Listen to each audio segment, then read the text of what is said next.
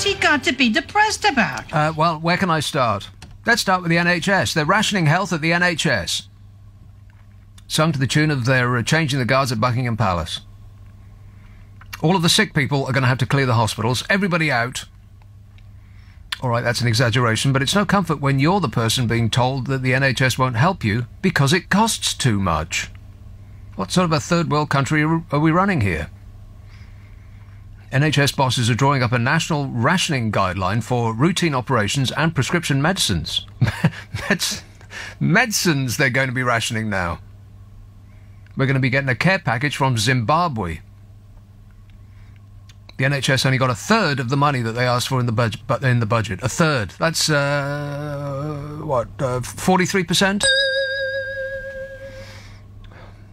The NHS are going to meet themselves next week to consider widespread restrictions to the following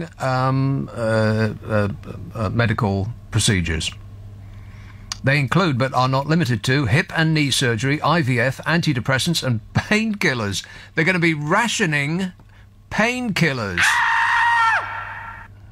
The budget on Wednesday allocated $2.8 billion to the NHS over a 2-year period. The NHS asked for $8 billion. And 2.8 from 8 is 2.8 is like 8. From it's like carry the 2 is it's about 9. 9 billion difference. Can you believe that? No. One NHS boss told the Health Service Journal, which is my favourite journal, he said, this level of funding means that we've got to decide...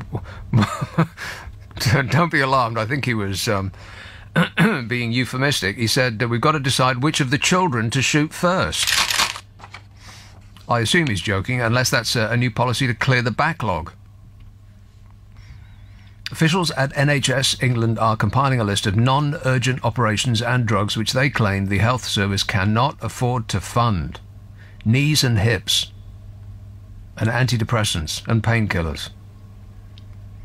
Now, it's not urgent if you need your knee fixed, but it does ruin your life. Ditto hips and if you're in a constant pain. It's not urgent, but it is ruinous. What apparently we cannot, the fifth largest economy in the world, up to our eyeballs in money, and apparently we cannot afford 18 prescription medicines such as painkillers, antidepressants, thyroid pills, which are currently issued to about 1 million people, and strong painkillers given to cancer patients. But that's not all. Hip and knee surgery, gallstone operations, hernia removal and IVF are also at risk of being tightly restricted. And if you have any of these problems, you'll be tightly restricted to your own bed. Patients are likely to be refused procedures unless they're in severe pain, immobile, or can prove that their quality of life is severely diminished. Oh, doctor, please help me. I can't find my TV remote. They're going to be testing to see whether you can get by without your knees or your hips. And couples may be offered only one IVF cycle, giving them an average 25% chance of having a baby. In Scotland, couples are offered 3 cycles. Now, to me, that sounds like the sort of thing that you should pay for yourself. Or does saying that make me a fascist? IVF. Shouldn't you be paying that for that yourself? Just asking. Part of the problem is the growing ageing population and the effects of the lifestyle-based illnesses, such as the ones that we're very familiar with. Every time you peek outside your house, you'll see that everybody's too old and too fat. Yeah, a little bit. And you people will insist on clinging on to life. If you just die, the NHS would be getting along much better. Rachel Power, Chief Executive of the Patients Association, said more cuts, more rationing, longer waiting times now seem inevitable. Says many more people will be left having to battle the system, often in pain or dealing with other effects of illnesses such as reduced mobility or sight, all as a direct result of the government's decisions on NHS funding. It's all their fault. No! Unless you are well enough or well off enough to have health insurance. In which case, none of the above applies. Come right in, the coffee machine and biscuits are there, please help yourself, and the doctor will see you when you're ready. There is a two-tier system of health in this country, but we pretend that there isn't. There's the one that's rationed and doesn't allow you to get the operation or the appointment that you need in the time that is good for you. And then there's the one that is not rationed. Just depends on whether you got the money, honey. So like I said, they're going to meet next week, NHS officials, to discuss rationing measures after expressing disappointment at the funds awarded to them on Wednesday in the budget. They're not angry, they're just disappointed. Correct. The health service is going to receive an immediate cash boost of £350 million to take it through winter. Fabulous. £350 million. That seems like a lot of money. I would like to win that amount in the lottery, but I suspect my lucky lottery ticket is unlucky again. How many times do you have to play that game before you win £100 million? 350 million quid extra for the NHS. Doesn't that sound like a lot? That'll solve the crisis with the health service, except that the NHS gets through £350 million every day. The government is giving the NHS 1 day's extra money to get it through what will probably be the worst winter of its existence. And you will recall the side of a bus, which it compares poorly to. That pledge of an extra £350 million a week made by the Vote Leave campaign and certain individuals. I'm a nutcase. Mentioning no names. I think he's distanced himself from that bus. He's taken another bus away from it. He said, what bus? What sign? I never saw any sign. Bus? But instead of distancing themselves from that £350 million a week made by the Vote Leave campaign for fear of antagonising a poor, penurious public, Philip Hammond's private parliamentary secretary, Kwasi Kwarteng, said that that could still be met. That crazy Kwasi Kwarteng. He said he believed that the promise on the side of that Vote Leave bus to deliver £350 million a week for the NHS is still held good. They're still peddling that. Oh, no. I can't believe it. You'd thought that they'd be never mentioning it again and hoping that we'd forget about it. Let it go, Kwasi. Now, the European Commission did a little investigation into our hospitals, and they came up with an aghast look on their face. They said that our hospitals are working at near full capacity. And you'll know that that's true if you've been in one lately. We've got the second highest levels of bed occupancy in Europe. Only Ireland has more crowded hospitals than we have. Isn't that embarrassing for the fifth largest economy in the world?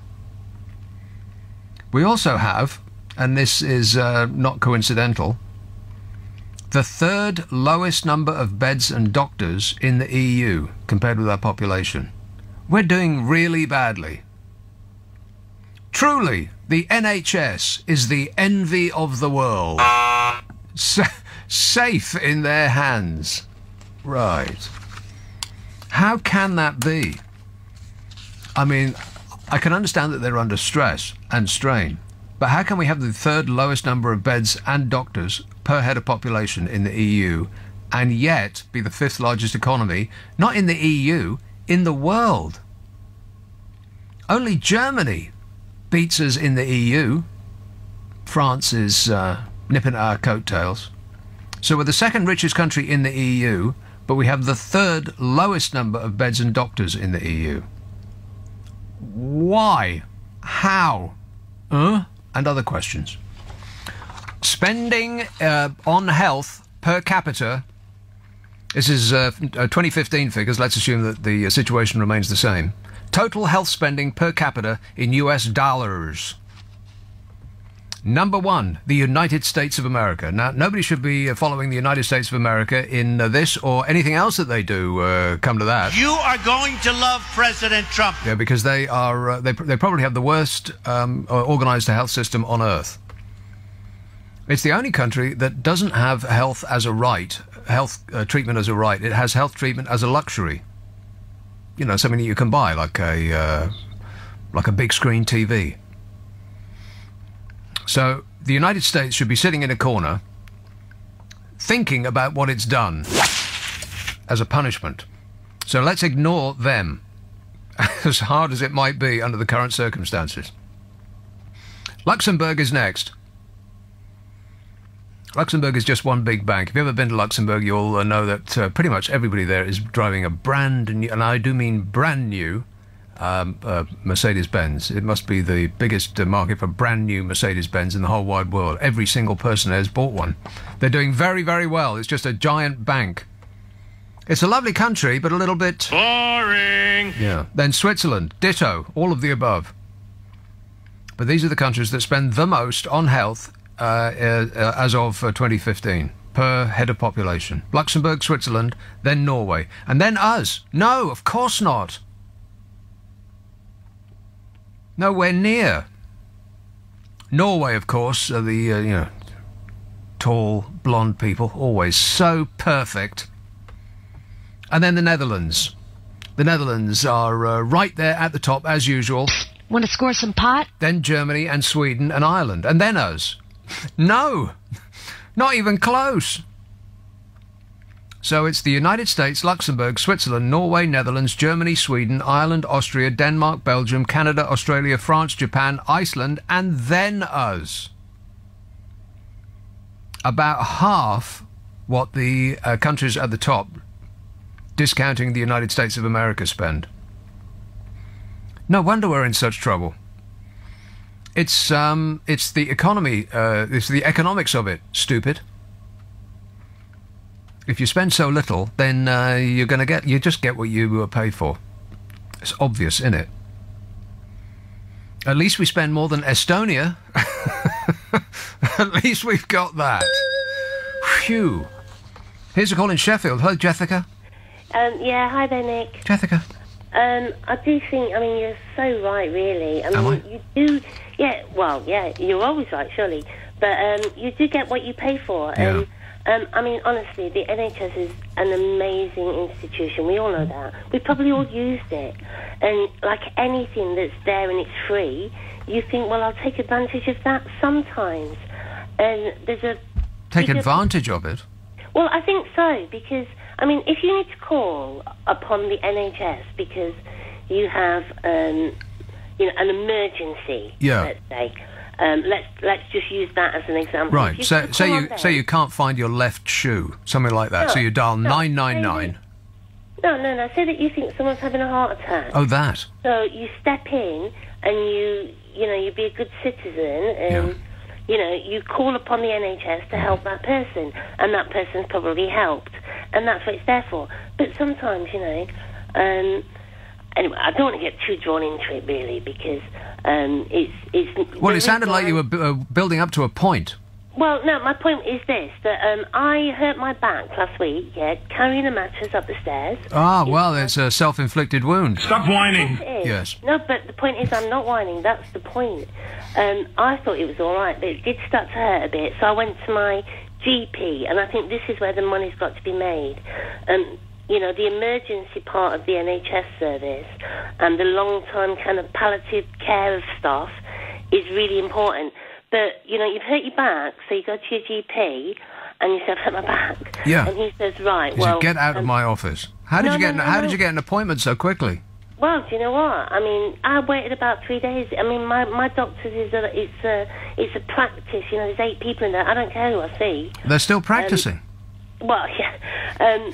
But they sort of said to me, well, I'll give you a sick note for 2 weeks. I said, well, no, actually, can we find a different solution? Exactly, Nick. I didn't ask for that. That's not helping. That's not helping. But he was like, as if that's what I was there for or something. Yeah. And I felt quite insulted by that, and I did let him know that.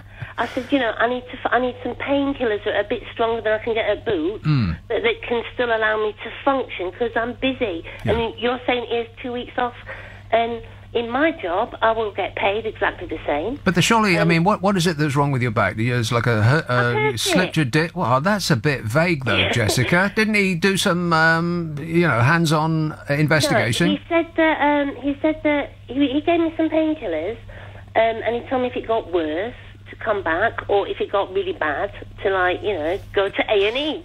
But the point was, he offered me a sick note first for 2 weeks. Yeah. And on top of He just that, wanted you, like I said before, he just wanted you out of his office. No, I think that, seriously, adding insult to injury, I said, okay, well, how much is that going to cost me? And he said, well, no, I can just write you that for free. And I thought, bang, well, there's the problem right there. Because I know, in my scenario, if I'd have taken up that offer, I would have been paid exactly the same amount of money as I would have been paid being at work. Someone's got to pay for that. I would have just lazed around a bit. And here you are offering me that for free. That should be means tested straight away. And that's where you start ilking out a little bit of kind of money that can be used productively, but essentially on people that time waste. And that means that, you do pay for that kind of letter for your employer to pay you exactly what you'd be paid as. Well, I mean, there's an idea that people should pay to go see their GP, and then they wouldn't miss so many appointments, and they wouldn't go for, every time they lose their car keys. Oh, doctor, please help me. Yeah, but that doesn't work, does it? Because if you've got some long-term chronic or degenerative disease, then you're going to call upon your GP more than you or me. Well, maybe not you, but me. And that's gonna, that's we should be offering that service. Let's not charge people with arthritis to go and say, look, my arthritis really hurts. But let's also stop people that are really, lazy and just sort of, Well, what conclusion did you draw from the immediate offer of, which sounded like he wanted you out of his office to me, this immediate offer to solve your problem? Oh, all right, then, this is what you're after. Here's a sick note. Now, don't darken my door again. My solution to him would have been, what you need to do... No, not your solution. What was your conclusion? My conclusion was that that's a problem, because that's too easy. But it sounds like that he was just responding to what he would ordinarily get through the door. People coming in saying, oh, I've got a sniffle, doctor, I don't want to go to work. It's like children didn't want to go to school. I don't feel well, Mum. So we give him a sick note because he knows that that's what they want. Yeah, but that's the point. You start charging those people a little bit, not a lot, like 15, 20 quid for a sick note that's going to... still make you probably £800. Okay, but what's the difference between that and charging people to go see the GP in the first place? Because, like I said, some people need to go and see the GP because they've actually got something wrong with them. And some people have got something a little bit wrong with them. Yeah. It's probably their own fault. Right. And they just need to man up. Like if they didn't bend their knees when they were picking up a mattress, for instance. Yeah, exactly. Yeah. It's my fault. Right. Make me pay 25 quid to get... paid for 2 weeks to do nothing. It's like having a Well, did you try to heave that heavy mattress up the stairs by yourself? No, it was with somebody, and I absolutely blame him for everything. I would think so. It sounds like it was his fault. It was my GP that was at fault for overindulging me. All I wanted was a bit of painkiller or something, and what he was giving me was 2 weeks off.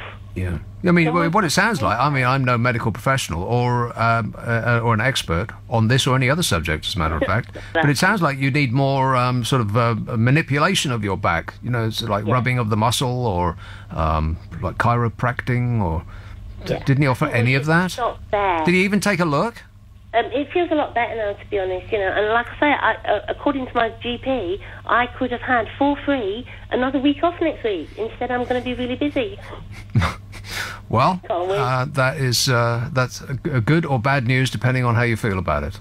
Yeah, exactly. Right. What I'm saying is some things are worth paying for on the NHS that just bring in a small amount, well, I mean, not small, that would probably generate millions a year. And that's a little bit extra to pay, to pay for people that are, well, let's just say fat. And they've gone to a doctor and said, oh, I need to go on a diet. And he's like, yes, you do. It's costing us billions and billions and billions of pounds. People eating too much pasta and cheese and all of that good stuff. Yes, absolutely. But you're not allowed to say that these days. You can't. They call it fat shaming, but it's not fat shaming. No, it's just pointing out a problem that that goes all the way through society, that is dragging us all down, like literally and figuratively. What I'm saying is, if you go into your GP or using the NHS in general for something that you've inflicted on yourself, then think twice. If you've been afflicted, then that's what it's there for. But someone's got to pay for it. Now, does that include eating cake and smoking and doing dangerous sports and playing like football and rugby and going skiing and all? Because those are self-inflicted accidents as well. Yeah, DIY, there's another one. Yeah, you've got to start somewhere, and all of those things count towards a total amount of money that the NHS can use. So if it's a self-inflicted wound of some sort, then you should have to contribute something in order to get... Well, see, I don't see the difference between that and everybody gets to pay to go see the GP. What difference does it make? Well, because everything is a self-inflicted wound. I mean, everybody does something stupid. Yeah, of course it is. You walk into traffic because you are updating your face space on your phone. You see that all the time. Everybody that gets behind the wheel is a moron. I hope that you realise that, Jessica. I mean, drivers are... the masses are asses when they get behind the wheel of a car. So all car accidents are self-inflicted wounds. Well, no, because you can be a victim of a car accident because you happen to be walking down that road, or you can be the perpetrator of wasting NHS... But I don't see how that's going to work. I mean, what is there going to be, an arbitrator before you get to the GP asking you the exact circumstance of what it is that ails you and making a decision on the spot about whether it's your fault or not? I don't know. All I'm saying is there's a small nugget of an idea that I wouldn't have minded paying 25 quid for a sick note. And how long did the GP have you in his office for? What was the period of time? My appointment was 9:20. I went in about 9:35. What? And I came out at 10 to 10. 9:35 and 10 to 10. Wow, that's much longer than normal. A normal appointment. Yeah, why did it take that long? What, was he making tea? No, he was trying to convince me. Oh, right. It's a sick note. Yeah, okay. Anyway, what I'm saying is that... you want to be a more cooperative patient, Jessica. We'll do next time, Nick. All right, thanks a lot. We'll do next time. All right, so we appreciate your cooperation. The average length of an appointment with a GP in the UK is 10 minutes. And guess how that corresponds with all of our major competitive countries. And if you think badly, then you'd be completely correct in every respect. I'll come to that in a minute. She's sick and she's not getting any better. That's because she didn't bend her knees when she was picking up something heavy. This text says, I'm fed up with the Tories giving a few million or billion here and there. It's time they give what they know what the NHS truly needs and stop cheapskating the NHS. It does seem to be the principle of just in time, doesn't it? Martin via email. I mean, if you've got like a piece of metal that's outside, like a chair or something like that, then instead of coating it all in rust-proof paint, they'll just coat the little bits that show rust. That seems to be the way that they are working on the NHS. Does that make any sense? No. Martin says 200 billion for Trident, 50 billion for HS2, 40 billion for Brexit, plus tax cuts for big corporations, nothing for the NHS. Well, that puts it into perspective. Too much blooming perspective. Here's a call in Tiverton. Hello, Phil. Yeah, hi, Nick. I'm just wondering, after my two recent experiences of going to Exeter Hospital from Tiverton, which is around 20 miles, I'm wondering if there's any alternative for the ambulance to take me somewhere else rather than a hospital, an A&E department. 20 miles? What, did they take you on the scenic route? Yeah, they take me down the motorway or on the scenic route. Yeah. Is that the nearest hospital? 20 miles away? Yes. So wait a minute. The ambulance has to come from the hospital. I don't know where they come from. Taunton. They come from all over the place. But ambulances comes. They take you to hospital, and you're just left. On my first occasion, I was left in the waiting room for 12 hours. 12 hours. Well, you know why? Hours. You know why they leave you in the waiting room. It's because there is a government target to see everybody in A&E within, I think it's 4 hours, isn't it? Now, if you're in the waiting room, then technically you're not in A&E. And that's how they get around that little... I'm not making that up. That's how they get around that rule. So my second experience was last weekend. I had a fall. My dog pulled me over in the middle of the road. I hurt my leg and the pain increased to like a 9 out of 10. The ambulance arrived. They took me off to hospital. I saw a doctor immediately, and the doctor said, give him morphine straight away. So I stayed on the bed. No nurse came to see me for an hour and 43 minutes until I started screaming and making my way on the floor to get some water because I've been vomiting several times over. So I'm just wondering, in the end I walked out with a cannula in my arm. I had 3 security guards chasing me across, through the hospital grounds. All right. Is that wise? Was that wise? I walked to the first bus stop I could find on the morphine, and it was the bus driver that gave me a drink. And when I got home, I didn't realise, but there was an ambulance waiting for me with 3 ambulance people waiting to break my door down because I had the cannula in my arm. Right. So is there any point going to hospital? Well, there's a point that you shouldn't leave quite so quickly. Maybe ask for the advice of a medical professional before walking out and taking a bus. Well, you've still got a cannula in your arm and a body full of morphine. That would be my best advice to you. But, don't take my advice. Always take the advice of a medical professional. Thanks a lot, Phil. 20 miles? So the average length of an appointment with the GP in this country, assuming that you can find one, so many have closed recently. That's the reason that people are stuffing A&E to the rafters, is because they can't get to see their GP anymore. Oh, doctor, please help me. I can't find my pants. You know, those people.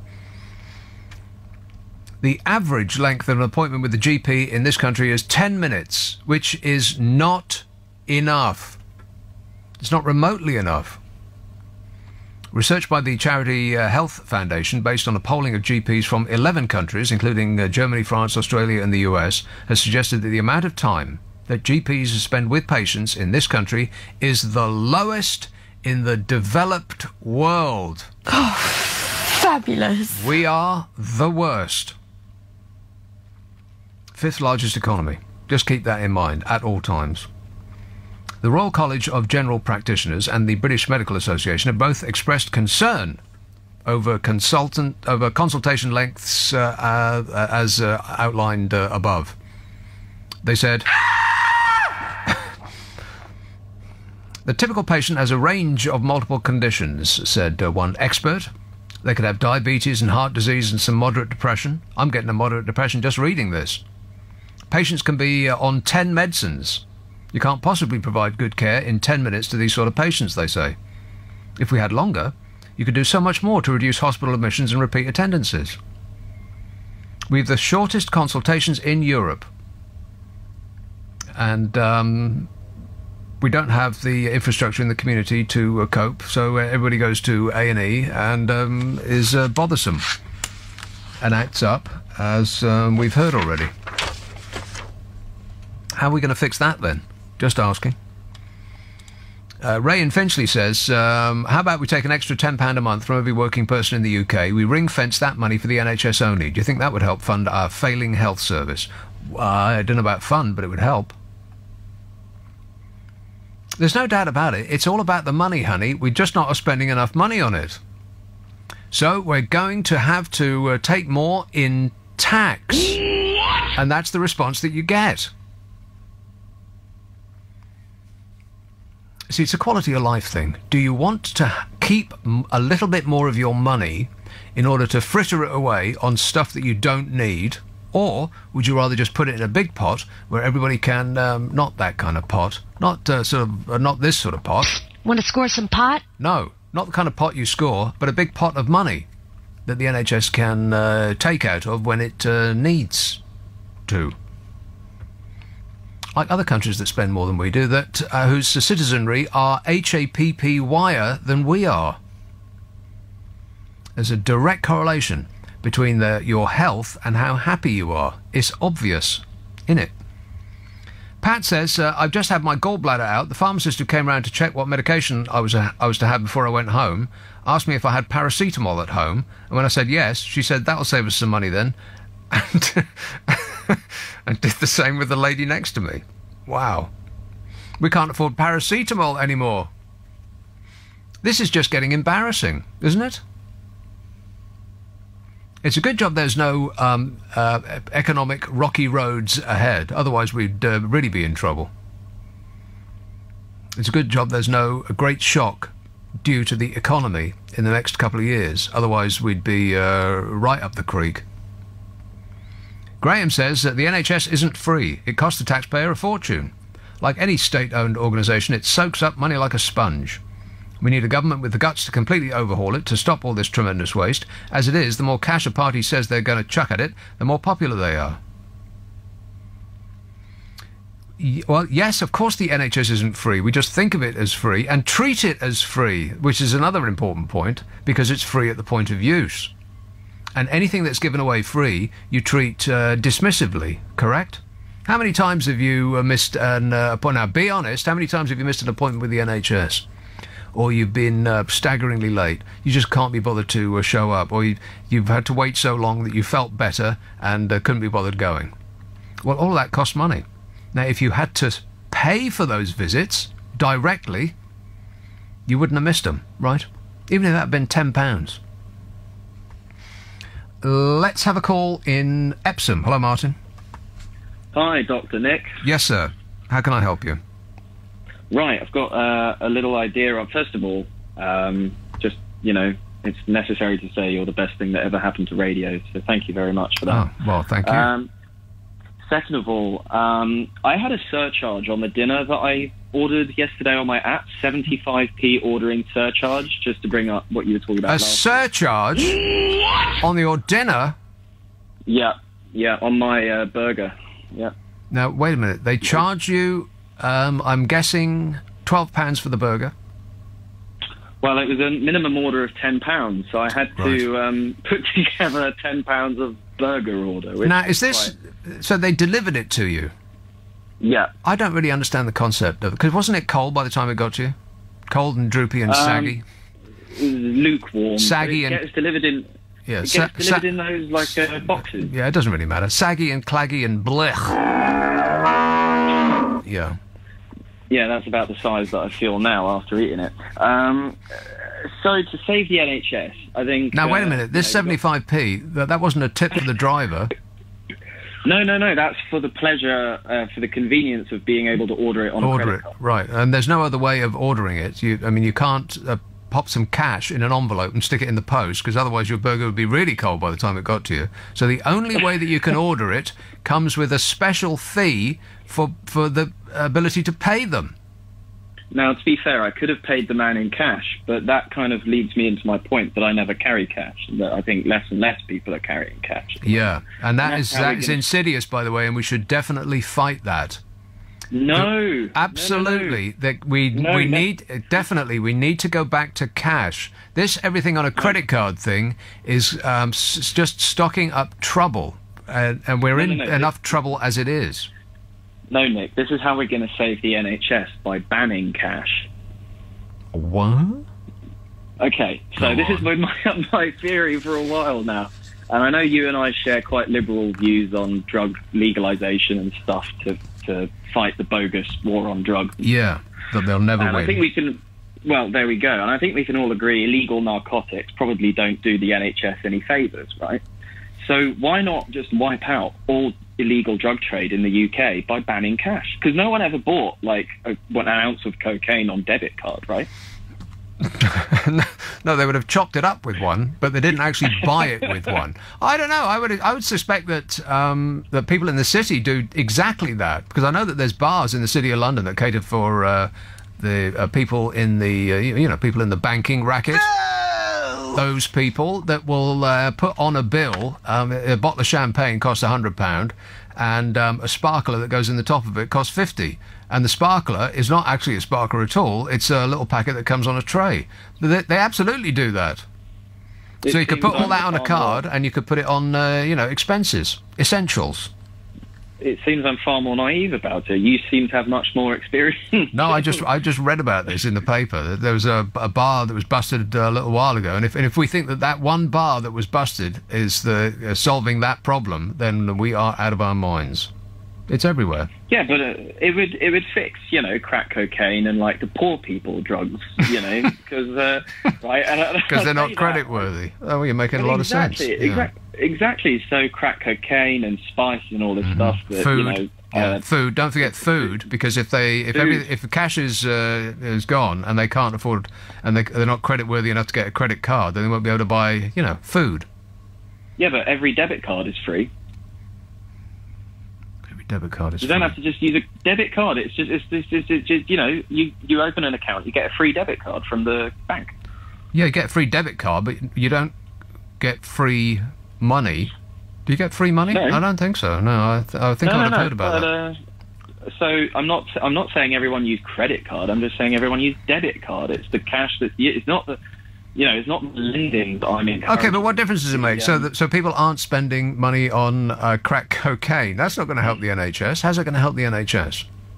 Well, less people doing crack cocaine will help the NHS. Also, well, a little bit. You also, I used to work in a pub. Right. Well, the crack cocaine is an excellent slimming aid, and I think you'll find that's correct. I haven't tried that one yet, but right. On your recommendation... No, I'm not recommending it, not at all. It's just probably a medical fact that it will help you lose weight as part of a calorie-controlled diet. I used to serve a lot of Fosters, and obviously other beer is available, to a lot of builders in this pub that I used to work at. Yeah. And they were all paying in cash because they were all paid in cash. And you can bet how many of those builders and generally blue-collar workers that declared that income that, were paying their fair way. Probably very few. I think we concentrate on it's like I was saying yesterday, it's the people are being persuaded that it's the people beneath them on the ladder that are the problem, dragging them down, rather than people above them on the ladder who are pushing them down. And this concentration on stopping people getting, being paid cash in hand, and it's a disgrace, and it's really the ruination of this once great nation, that's just peanuts. That ain't nothing at all. Let's look at multinational corporations who are paying zero on billions and billions and billions of pounds of profit because they use like a double Dutch Irish switch to a lake on a moon circling Venus for tax reasons. Those people are the problem, and those people are specifically why the NHS is in such dire straits and everything else in this country doesn't work, and there's potholes that are big enough to swallow a tank in the road outside your house. That's the reason that we can't afford anything in this country, is because multinational corporations don't pay any blooming tax. I agree with you, and in that respect, Mr. Farage is totally right in that it is foreigners coming over here and not paying any tax, but it's not the poor foreigners. Yeah, exactly. Yeah, so he's completely wrong in that respect. The arguments that UKIP stands for aren't valid. Yeah, incorrect in every way. I mean, you'll be able to discuss it with him 5 days a week on LBC. I expect that you'll bring that point up a lot. No, I'm unemployed. I have better things to do. Well, no, if you're unemployed, then you don't have better things to do other than looking for jobs, and which I hope that you are very successful in. I appreciate the call, Martin. We're going to have to move on. Thanks a lot, mate. He's right, by the way. I am the best thing to happen to radio, apart from Kenny Everett and Roger Scott and Alan Freeman and John Peel and everybody else that has ever been on the air. I feel lightheaded. That's what I feel. I feel woozy, Doctor. I need your help. This text says, regarding the NHS, smokers pay 9 times the amount in tax that they will ever take out. Why do you think smoking is still legal? As for the obese, are they suffering from a mental health illness, perhaps? Try getting those doctors who spend most of their time in private practice to get out of the NHS and stop using its resources for those that can afford private medicine. What? Getting those doctors who spend most of their time in private practice to get out of the NHS. No, we don't want them to get out of the NHS. We want them to come back to the NHS. Come back. And they don't use the NHS. Do they use the NHS resources for private practice? I don't think so. They may get trained by the NHS. Of course, these days they have to pay for it themselves. So I don't really see that argument, unless I'm missing something, or I almost certainly am. I usually am. Smoking is still legal because it doesn't get you high. If it got you high, it would be illegal. Yeah, I think you'll find that that's correct. Smoking only relieves the pain of not smoking. That's why it's still legal. If it actually gave you some sort of mental pleasure, if it released some sort of hormone into your brain that made your eyes go spangly, then it would be illegal straight away. Trust me. The government would have the army positioned outside of tobacconists up and down the country if you actually got some sort of spangly pleasure out of it. But there is no pleasure. Just makes you cough a lot. Mark in Tamworth says, do you know that most EU countries have to pay to see a GP? In Ireland, it's 60 euros. Is that the kind of treatment you want? 60 euros? I very much doubt it's 60 euros to see a GP in Ireland. Anybody in Ireland want to confirm or deny that accusation? Well, we pay for it whether you realise it or not. Mark in Tamworth. There is a price that they charge for us to see the GP in this country. It's just that you don't pay it up front. It just bleeds out of your taxes. Just because you don't see the money doesn't mean to say it ain't costing you. Croydon, hello, Miles. Hello there, how are you? I'm very well, thanks. Good. I've got a couple of ideas. Yes. The first one, I think, I have on good authority that some outpatient surgeries, 75% of people don't turn up for their appointments. I think you mentioned this slightly earlier on the discussion. 75%? That can't be right. People, that's what I've heard for some outpatient clinics. So I think charging people for doctor's appointments, charging people for other treatments is not the right way we should go. It should be a free service. It's a hugely valuable service, but there should be some impact on people who do not cancel and take up this valuable resource, these appointments, and don't turn up. Yeah, some sort of punishment. You could say that. It could be a financial penalty. It could be some impact on being able to access appointments in the future, perhaps, but probably a financial penalty. But yeah, well, that seems a bit harsh, refusing them future treatment just because they either forgot or couldn't be bothered to turn up for their current appointment. But you know what? Other countries have better outcomes and better health services than we do, and we're pretty much the only one that doesn't charge you a single blind penny when you actually are accessing that treatment. Everybody else charges you, so what's wrong with that?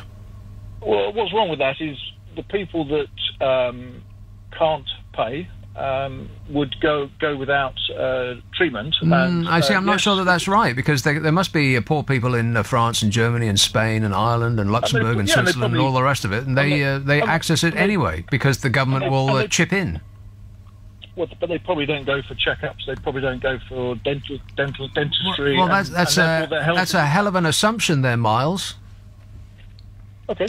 The other idea I had was I think it should be visible how much the NHS pays, or what the cost is associated with different treatments. So whether you go to doctors, whether you go for an outpatient, if you go for an operation, that should be visible to the staff and it should be visible to the patients, so that we can see how much money the taxpayer and the NHS is spending on these different treatments. Because I think then people would value them a lot more.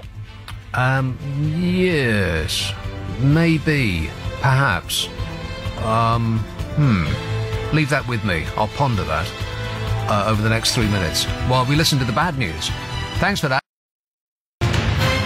Would you mind telling me what this is all about? Yes, dear. It's about our health service, which is in desperate need of treatment. Mark in Tamworth has implied, well, he didn't imply, he boldly stated it, that in Ireland, if you want to see your GP, it's 60 euros, whatever that is. It's about 30p. And we fact-checked it. We've actually checked facts on this show. Can you believe that? No. A survey found the cheapest consultation in Ireland was in Portumna, County Galway, where patients can pay 30 euros to see a GP. The most expensive is in Dublin, 65 euros. Oh, but they do give you an excellent level of treatment in Dublin. I have no idea. The average price for an appointment with a family doctor was just under 50 euros, according to a survey of 650 clinics by whatclinic.com, which is a website that I'm not making up. Whatclinic.com. Right. Well, we should not... I see. I don't know what the situation is in Ireland. The health service in Ireland may be excellent in every respect. I've got no idea. I do know that they have slightly worse figures on overcrowding in hospitals than we do. So let's go ahead and assume that they aren't spending, they aren't at the uppermost of countries who are spending money per capita on the nation's health.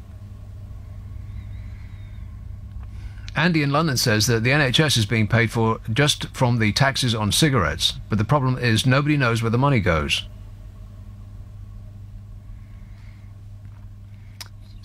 The NHS is not being paid for just from the taxes on cigarettes, is it? If so, the stuff you learn on this show, it's an education, ain't it? Negative. Yeah. Thornton Heath. Hello, Sam. Hello, Nick. It's a long time. I know. Haven't I been lucky? Well, it's kind of yes and no. The thing is, what happens is, at our GP, I've been going to various appointments, and I'm getting a message on my phone saying, if you don't turn up, you have to pay £140. Wow. £140? I'm losing sleep over it, you know. Well, just turn up then. I mean, how many times have you not turned up? Be honest. Well, I have turned up. Yeah, but how many times have you not turned up? Rarely. Aha! Rarely. No, so now we're getting to it. So how many times? Actually, I turn up too much. I turn up at GP, not at A&E. A&E, I'm a regular. At GPs, I've seen all the GPs. So, well, see, that's two negatives. Two negatives don't make a positive. So you don't show up at the GP, and then you do show up too much at A&E. What's that all about? Because the GP don't take my complaint seriously. But you know what happened? Yeah. I have ringing in my ear, you know, a problem in my ears. They said I've got negative pressure and ringing and sinus. So one GP, she's very good. She always takes my complaints seriously, unlike the others in the practice. You always have to find a good one who take you seriously. Well, the other ones will probably say, stop whining. Something like that. No, you're going to get a shock. I went to the ENT doctor. I had an appointment, and he said, yeah, you've got a problem with your ears. Let me do a routine MRI. He said you had ringing in your ears. Yeah, ringing and sounds and yeah. I've always had that problem. Yeah, like that. Ringing. But you know what? No. Can you hear this? I know. But you know what? Well, I got a shock though, because the ENT doctor did an MRI, and you know what he discovered? You'll never know. I might as well tell you. Well, you've swallowed your alarm clock. Something like that. Because I've got an aneurysm in my brain. Right. So that's not funny at all. No, just because I said, look, I'm getting a lot of noises and ringing. And if that doctor didn't believe me, like the others in the practice who don't usually believe me, well, you see, I've located the problem, Sam. It's because you cried wolf too many times. It sounds as though you show up a lot. And you become something of an irritant. Now, how many times a week do you go to either A&E or your GP? Oh, no, I'm exaggerating. How many times a week? That bad. No. I've got bad things to do with my life. I'm not that sad. I do things with myself. I've done a lot. But it does sound like a problem if they're sending you threatening text messages that you'll be charged £140 if you don't show up for an appointment again. No, this practice has decided to do it for everyone. Well, you didn't say that.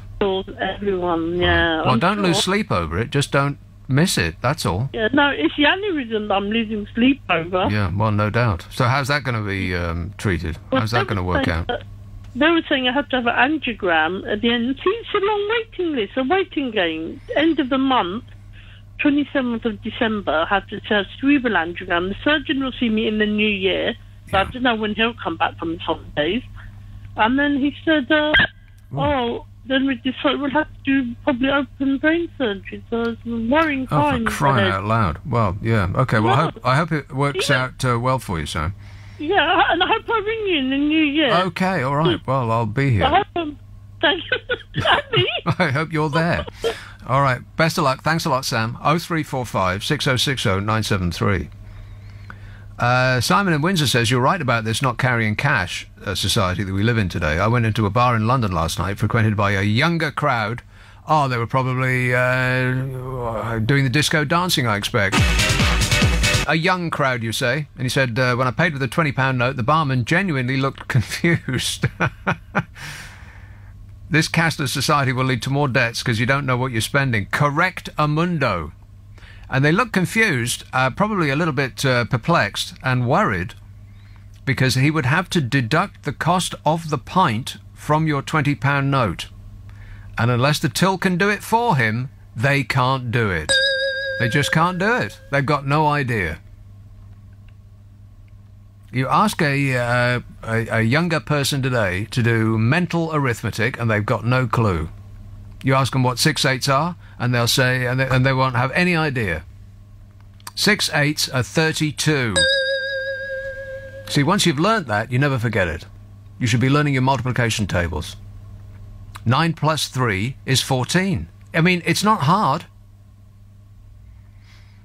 That is the problem with the cashless society, and that is the reason that the credit card companies and the various other people in the banking racket want to eliminate cash altogether.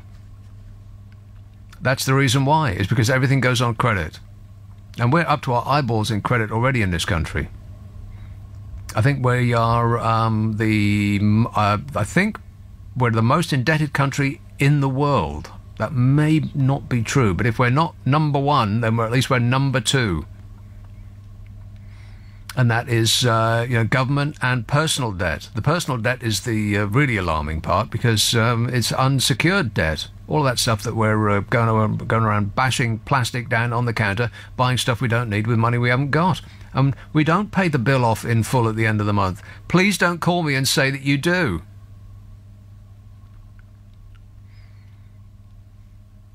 And so everything we spend, we're not buying it outright, we're renting it off the bank at unbelievable rates of interest.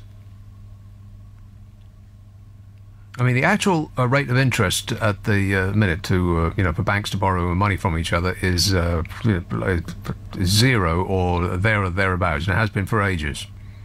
And the interest on your credit card is something of the order of 20-odd%. How is that possible? Not even the mafia would have the nerve to charge you that much. Absolutely.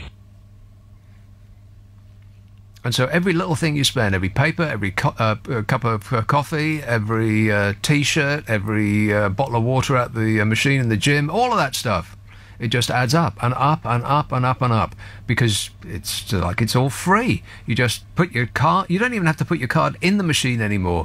That's how insidious it is. You just have to wave it over it, boop, and it's yours. It's like magic. It's like everything in the world is free, but it's not. You pay and you pay and you pay. And the result is that we're essentially like hamsters on a wheel, slaving away our entire life just to pay off the money that we've borrowed from the banks. And the cashless society has turbo boosted that. It's insidious and it's wrong and it should stop, but that's the way we're going. And people, it's partly our fault. We could stop this tomorrow. If we just put the plastic down and insisted on paying money, like in the good old days, we could stop this in its tracks instantly. We have the power, but we're just not prepared to do it because it's easy and it's simple and I like it. And we don't like carrying money because it's, it's been in a tramp's front pocket. Disgusting. Exactly. At least they're plastic now, and all the the stuff wipes off. I'm taking you off the air. I think you're having a breakdown. Oh, doctor, I can't find clean socks. Please help me. Those people clogging up the waiting rooms. If they charge you £10 to go and see a doctor, those people would be disappeared, like a Zimbabwean dictator. Lewisham, hello, Jane. Hi, Nick. Jane. If we had Mr. Farage as Prime Minister... Uncle Nige. I'm a nutcase. Everything. Oh, my God. No, he would sort everything. He really would. No, the national health, he would sort out the EU, he'd sort out the debt, he'd sort out everything. And you're pretty smart. You could even help him instead of being against him. I will not help him in any way, shape or form. I won't even ride in the same bus as him. Well, anyway, it's only him that can sort it. Well, then we're in big trouble. If that's true, Jane, we are in big trouble. Mr. Farage. Huge. We've got a few idiots in our party. Yeah, no doubt. No, not at all, right? Not at all. Nigel Farage, our saviour. Yeah, what could possibly go wrong? Oh, it would be fine. It's all going wrong now. It's been going wrong for the last 50 years. Jane, you're giving me. It's Mr. Farage that's going to save us. You're giving me brain ache just thinking about it. I need to go to see a GP immediately. Have you got any pills on you, Jane? Please pop them in the post. Bike them around straight away. I don't care what colour they are. You'll have 12-hour wait to see your GP. No, yeah, by which time I'll either be dead or better. Yeah. All right, thanks a lot, Jane. Thanks for really giving us an alarming thought. Put Nigel Farage in charge, and he'll fix everything. Warning! Warning! Yeah, it's a no from me. Let's have Newcastle. Hello, William. Hello there. Hello there. Before I get... well, you said in Newcastle, so you must be over there somewhere. Yeah, somewhere else, yeah. Right, yeah. Now, the thing is, before I want to make my own points, the point I rang up about, just three I think, because you've covered them while I've been hanging on here. First of all, the amount of debt people are in, wage slavery and debt slavery. I don't know if you realise that this is deliberate government policy. Deliberate government policy? Yeah. Well, it's originally it was research financed by the EU from a British University Economics Department, and they found it was an efficient way to get people's nose to the grindstone was to trap them into debt. Well, so just keep working harder and harder and harder, But that would imply that successive governments, Labour, the Coalition, and the Tories, and in days of old the Lib Dems and the Liberals and so on, they were all in collusion with each other. Because the policy hasn't changed. If that's if what you're saying is right.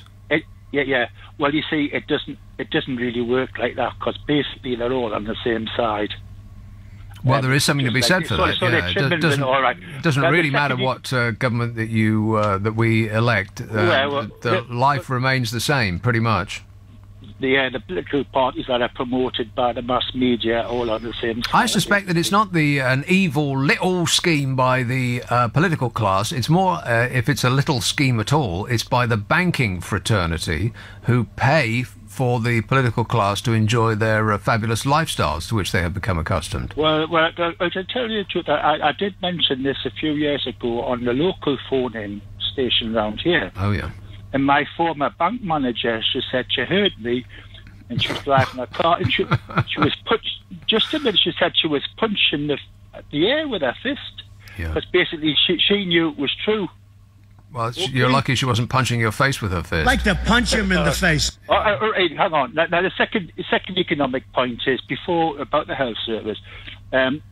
Before Edwina Currie started messing around with it, the administration. Edwina Currie, by the way, for history fans, she's the egg lady. Yeah. Yeah.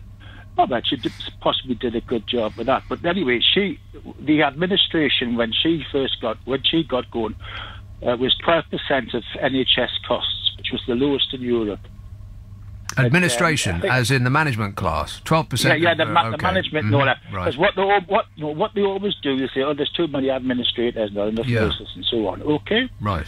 And the third economic point I would like to make. No, now wait a minute. That's not a point. I mean, that compares to now. I thought you were going to compare and contrast then and now. 12% then. That doesn't seem very unreasonable. And what is it now? About 112%. I think it's higher now. Yeah, huge. Right. I think the highest in the world is the United States. We should discount the United States from any discussion about the health service because they are the worst, no doubt, hands down. End of discussion. Yeah. Anyway, the third thing about the house... Just before you get to the third thing, can I just put an addendum to your second thing? Go on, then. The NHS seems to be turning nurses into management. By which I mean I've been in and out of hospital visiting somebody quite a lot over the past year or so, and what I see is nurses sitting at computer terminals not doing nursing anymore. They're just filling out forms on a computer screen, and they will be doing it for hours. I mean, perhaps just all day long. That's what they do. Yeah, but so I would imagine that they get to a certain level of nursing excellence, and then they get promoted to being a manager, at which point they stop doing the thing that they're good at, and they start just staring at a screen all day, which is probably not why they wanted to be a nurse in the first place. Well, if you've ever been able to go into hospital to visit people where you can go at any time you want, you'll find they've got the big files in front of them, look at the screen, but they're reading magazines, and they're on these different websites. They're not actually doing any work. Websites. Some of them I've seen the internet. Disgusting. All right. I know what you mean. Right. The third point is that people forget that when the NHS was brought in, it was done at a compromise of wage levels. In other words, they were given a free health service, free to point of use, on condition the wages were kept down, and that was the agreement with the unions. But people tend to forget that. We've got the cheapest cost of health service in the world, but we've also got comparatively low wages compared to a lot of other places, you know. And one of the reasons is to say, we're going to give you a free health service, right? So you don't have to demand enough wages to be able to pay privately. Do you get the logic of that? No. Well, that also implies that the government is in collusion with private business. Now, you could say that the government is keeping down the private sector wages, and that would fit. But actually, the reverse is true, because it used to be that people who worked in the private sector, you know, people who worked in councils and for the government and so on, used to earn less than comparative jobs in the private sector. But the gap was made up by better security working for the government, better benefits and so on. But these days, the equation is completely skewed around the other way. Because not only do they get better security and better benefits and better pensions and all of the rest of it, and better holidays and all the rest of it, they also get better wages than the people in the private sector. Yeah. So it's the people who are working for the government, you should be, or the state in general, you should be thanking your lucky stars, because you are the well-off ones now, and it's a poor penniless public that work for private companies that are getting screwed over. I wouldn't like to turn one section of the working class against the other. But I would like that. I would like. It's too late for that, William. Everybody hates everybody else. Haven't you heard? Right. Anyway, what I really want to get into is the health service and the gender factor here. The gender factor. Now it's quite important, because you mentioned this isn't the sex show anymore. You're aware of that, aren't you? Yeah. Keep it clean. I'm talking about the comparisons between men and expenditure on men and women's health, and also the provision for men and women's health. Now, it was a few years ago, it was over 10 years ago, a couple of professors, this is actually under the Labour government, went examining the sort of ancillary health. Yeah, I would imagine they found that women it's worse make but it didn't. Vastly more demands on the health service than men. Men will their leg will fall off, and they will call it just a scratch. Oh, I can muddle along with this. Don't you worry about me. No, I'm talking about other things like, you see, women's health clinics and all this sort of thing compared to men's health clinics. But what they did was they didn't count it in at all. So they did the comparison between the services basically off the hospital, off the health service, extra services provided, but they didn't actually look at the gender factor at all, but they compared survival rates in the different boroughs and all that on that basis. And these were two professors, right? But what difference does it make? I think that's... What? What difference does it make which sex costs us more? We can't get by without one or the other. How can you get a proper statistical analysis of human beings unless you include the gender factor, right? And the same thing comes when it comes to provision of doctors and nurses. It's actually there's plenty of nurses in the health service, there's plenty of doctors in the health service, but the trouble is, I'm not blaming them for this, for going into that as a profession, but they're mainly female. And over the careers it's been worked out. It was mentioned at the PMA conference a few years ago. They give about half as many hours of service over their careers as male nurses or male doctors give. I think that's very serious. Why? Because of having babies and taking time off for. Yeah, but I'm saying it's all very well to say on gender. Well, that may be true, yes, but I don't see a way around that, though, William. Really, I mean, if we want people who want to be nurses, not all of them, of course, but they tend to historically have been women, whereas bizarrely, people who want to be doctors tend to. Not all, obviously, but historically they tend to be men. Now, maybe that's just because historically we were a society that looked down on the potential of women and thought that, well, you can clean out the bedpans and change the sheets, but leave all the heavy lifting to us brighter men. Of course, that's complete garbage, but those are the roles that have historically been accepted. But we also have to I don't see a way around that. I mean, women need to take time off if they're going to have babies. Now, we need them to keep having babies. Don't want to get like Scotland. We've got a big problem with lack of people having babies. Because think of the society and, or the entire human race as a Ponzi scheme. You've got to keep adding to the numbers at the bottom to take care of the people at the top. And if you don't do that, then the whole edifice crumbles. If there's not enough people coming into the scheme, then all of those people that are in the scheme already, as in us, then who's going to take care of us when we're old and decrepit? Oh, too late. Chris says via text, I would advise anybody to take great care when handling the new £5 note. Warning, warning. He says, and the £10 note, by the way. He says they're very springy and slip out of pockets. I've lost £20 so far. Oh, I found that. I did actually find some money in the street just the other day. Every now and again, you get lucky. Yeah, I don't like them that much.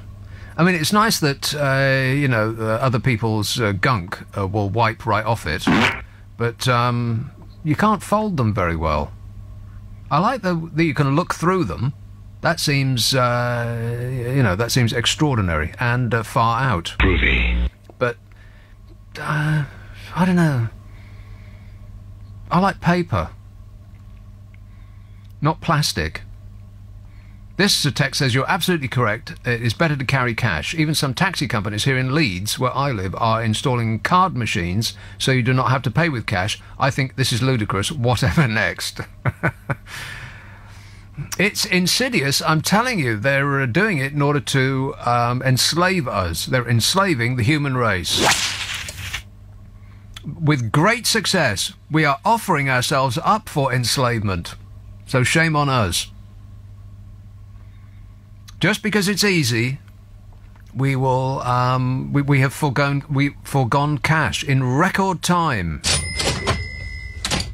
We don't like change, we don't like money, and we just like taking a card out and it going boop, and then you get to walk away with it, as though it's free.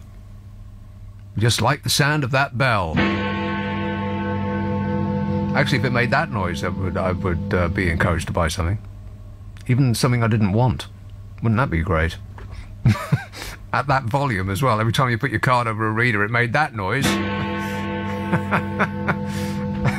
That would be great. They should do that. Let's have Barnes, Darius. Hi, Nick. Hello. Yes, Darius. Thanks. I'm phoning about the new £5 note. Oh, yes. For me, it's ludicrous. It's absolutely it's terrible. It's terrible. And I remember reading the news about when this guy Mark Carney introduced the £5 note, and what he does, he dips it into a curry. He dips the £5 note into a curry to suggest. Yeah, maybe he was drunk at the time. He probably was. He probably had a few. But he also said how if you leave your plastic £5 notes in your clothing and leave it in the washing machine, yeah, then I'll save you a £5. So that's great logic behind the project that probably cost them hundreds of millions to roll out. Well, presumably they switched it because it's much more difficult to fake something that is plastic and you can see through and lights up in the dark, and you can actually use as a phone. I've got no idea. It has so many features I've forgotten what they are. But it's something. You used to pay by cash or by card, and you say, I'll pay by plastic. And now it's all plastic. And well, that's true, yeah. Coin that I'm really worried about, the £1 coin, because this new 12-sided £1 coin, they spent 100 million to... I mean, what's the point of that?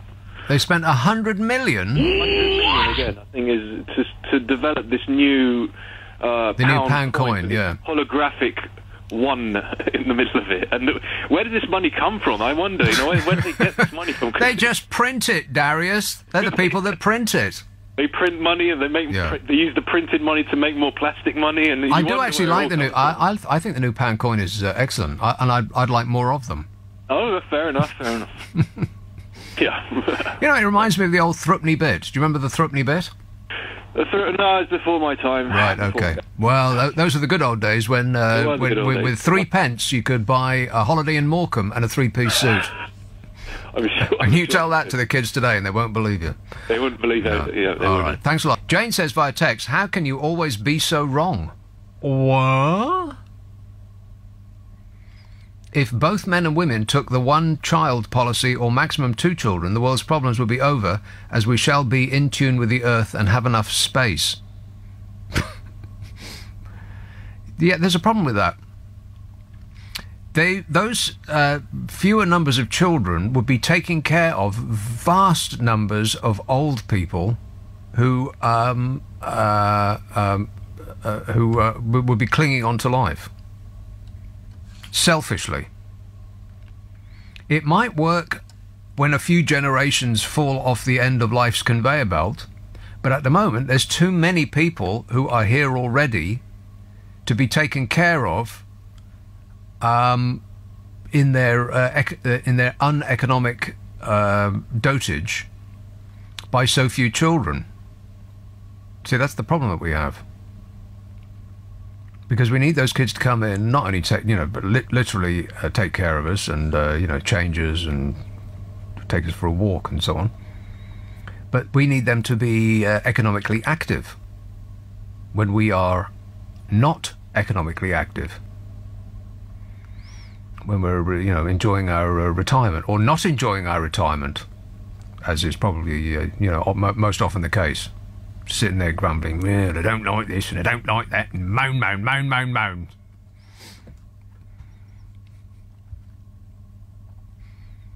Eventually it would be enough, but not at the moment.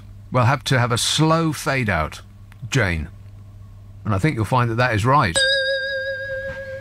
Kevin says, I listen to Nigel Farage on LBC all the time, and he talks more sense than almost any other MP I have ever listened to.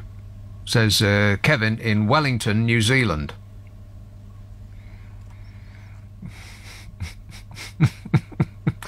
Well, that's not saying anything, because we don't know about any other MPs that you have ever listened to. Are you talking about New Zealand MPs? Well, they're notorious. I have absolutely no idea. New Zealand politics. Does anybody either know or care? No. But if Nigel Farage makes more sense than the MPs that you've heard in New Zealand, then I pity the poor New Zealanders, because they're in big trouble, huge. But I do like your ducks. Do you get the duck-billed platypus in New Zealand, or is that just one of those crazy animals that has decided to only exist in Australia? What is it with Australia and all your weird animals? I mean, half of the things in Australia defy a classification, and the other half will kill you. I have never been to Australia, but if I did, I would never go to the toilet. Because you never know what might be, waiting to get you. Chiswick, hello, Milan. Hi, Nick.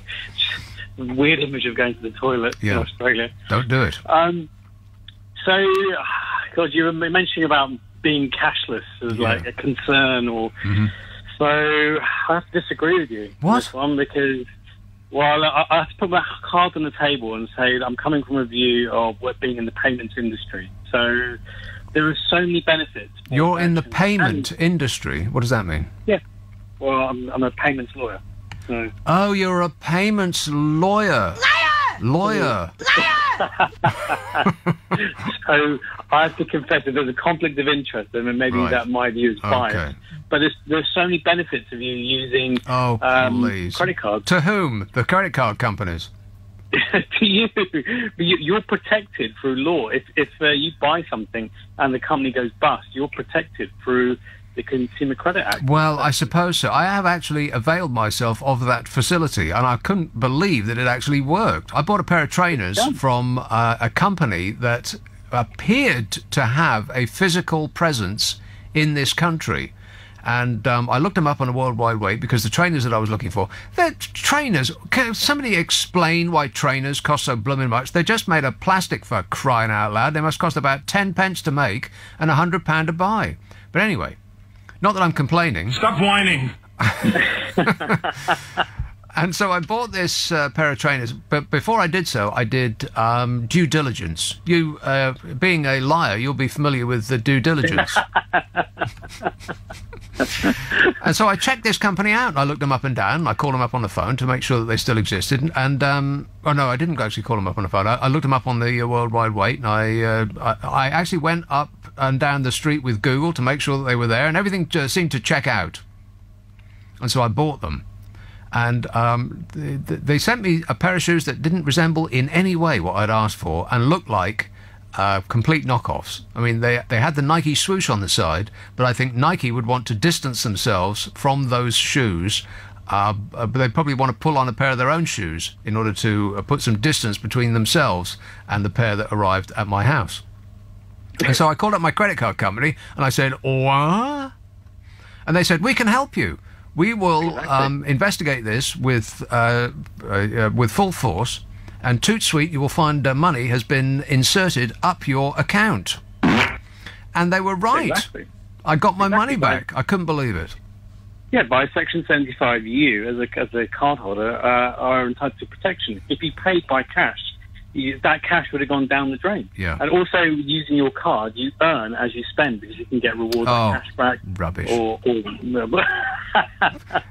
That is all just a come on. It's a small gimme in order to enslave you for life in a credit mire. You know that's true. If you're going to spend £10 cash on something, but £10 by your card, you can earn points by your card. Well, you won't get that. And for the for the merchant, it is also good because no, it isn't, because the credit card company will charge the merchant, and the merchant will not swallow the amount that the credit card company charges. They will charge the merchant will put the money on to whatever it is that we're buying, and so we have to pay the credit card company for the ability to buy stuff with their service. What kind of a racket is that? The surcharging will be banned in a couple of months' time. So a company can't say there's an extra fee for using credit cards. No, they'll just put it on the price of everything. Well, you can't say that. I am saying that. But that's how many? Okay, you know this more or less, I would guess. How much do the credit card companies make per year on? Never mind about the interest. And how can you possibly defend? You are in the dock now, by the way. I'm in the dock. How can you possibly defend 23, 25% interest on a credit card? But, well, you can't, so we'll just move along. How much do they make on just charging us to use their facility? The surcharge, with the 2-3%, whatever it is, that they charge you on top of what it is that you're buying. How much money do they make on that? Billions and billions and billions of pounds. But the thing is, Nick, when you go and pay, they have to pay in the next day to the merchant via the credit card system and like the ecosystem. So there's a hole in their system they need to plug up because you're not going to pay until the end of the month. So you don't pay. No, we don't pay till the end of the month. We don't pay ever. We pay the minimum amount. Yeah, everybody does. We pay the minimum amount. No. Absolutely. This entire country is up to its eyeballs in debt. Nobody pays the full amount at the end of the month. Ever. You're telling me you don't pay off your credit card debt? No one does. Ever. I do. It's proven. Yeah, but you're a lawyer. You must be up to your eyeballs in money. Got no end of cash. And a lot. I earn about 1/10 of what a radio host earns. So you've got no idea. It's not the BBC. Don't be fooled by the revelations coming out the BBC. They throw around money like a drunken sailor. Nick, Lawyering is on another level. Believe me. Nobody pays their full amount on their credit cards every month, apart from my mum and you. You know, you mentioned yesterday about Brexit, just one minor thing, and about you mentioned in yesterday's show about people vote for Brexit because they don't like foreigners. So on the online forum pages, the amount of people I've questioned about Brexit, and you know what they said to me?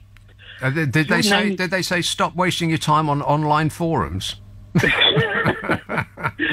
said your name sounds foreign. What has it got to do with you? Yeah, exactly. And I was like, so maybe you are right. So maybe whoever voted Brexit doesn't like any foreign-sounding names. So if your name doesn't sound like John or Nick or Dave, then anyone else who's got a different name, they're not entitled to have a view about Brexit. So maybe you are right, Nick. And John is not above suspicion either. Depends how you spell it. All right, thanks a lot, Milan. You've opened my eyes. Listen to him. He knows everything. Zenga texts, in 10 years' time, the elderly will all be cared for by robots, so there's no need for anyone to have more children. Correct. Well, they may be cared for by robots, but somebody's going to have to repair the robots. Unless the robots will repair themselves. Affirmative. And then they won't need us anymore. And then at 11:39 Eastern Standard Time, Skynet will become self-aware, and then we're done for. I've seen that film over and over and over again. I saw one that I didn't even know existed the other day. I can't believe that there's a Terminator that I had no idea existed. It was called Terminator Genesis, which was actually very good. I liked it a lot, but then, you know, I'm positively disposed towards the Terminator franchise. Affirmative. Stuart says, it's not only Wellington that you will find your listeners. We are in Nelson, falling about laughing with you. Keep it up. Nelson? I have no idea where Nelson is. Is Nelson in New Zealand? Is New Zealand in Australia? Yes. Oh, okay. And Graham says, everybody who is in debt is paying a whacking great part of their salary in repayments. They are the modern barons, while we are the serfs. Exactly. I'm a serf. I want to be a baron. In another life, maybe. St Ives. Hello, Brenda. Hi, Nick. How are you? I'm great, mate. That's the second time I've spoken to you, and I can't believe I'm going to say I agree with everything you say. What? About credit cards and debt, and I'm just replying to your remark about nobody pays off their credit card every month. No one I know, apart from my mum, pays off their credit card. Oh, God, I do, because I don't believe in giving my money to the bank. I want my money for me. Yeah, exactly. But how do you get to that position in your life, Brenda? I have always been like that. However, what's going to happen when they bring in this fingerprint set up to pay by fingerprint? The world's gone mad. I mean, all these youngsters will walk into shops and they'll be buying like there's no tomorrow. Well, there'll be a roaring trade in other people's fingers. And thirdly is that I always believe that capitalism thrives on debt. Of course it does. Yeah. Well, absolutely. We're fueling the fire. You know, I saw people have been banging on about Freaky Friday or whatever they call it, Black Friday, and everybody is going out and spending money like they just don't care, or not, as the case actually was. Apparently, there was photographs of no queues at all in outside shops in Oxford Street and the Whitewater and places like that. But people just didn't show up.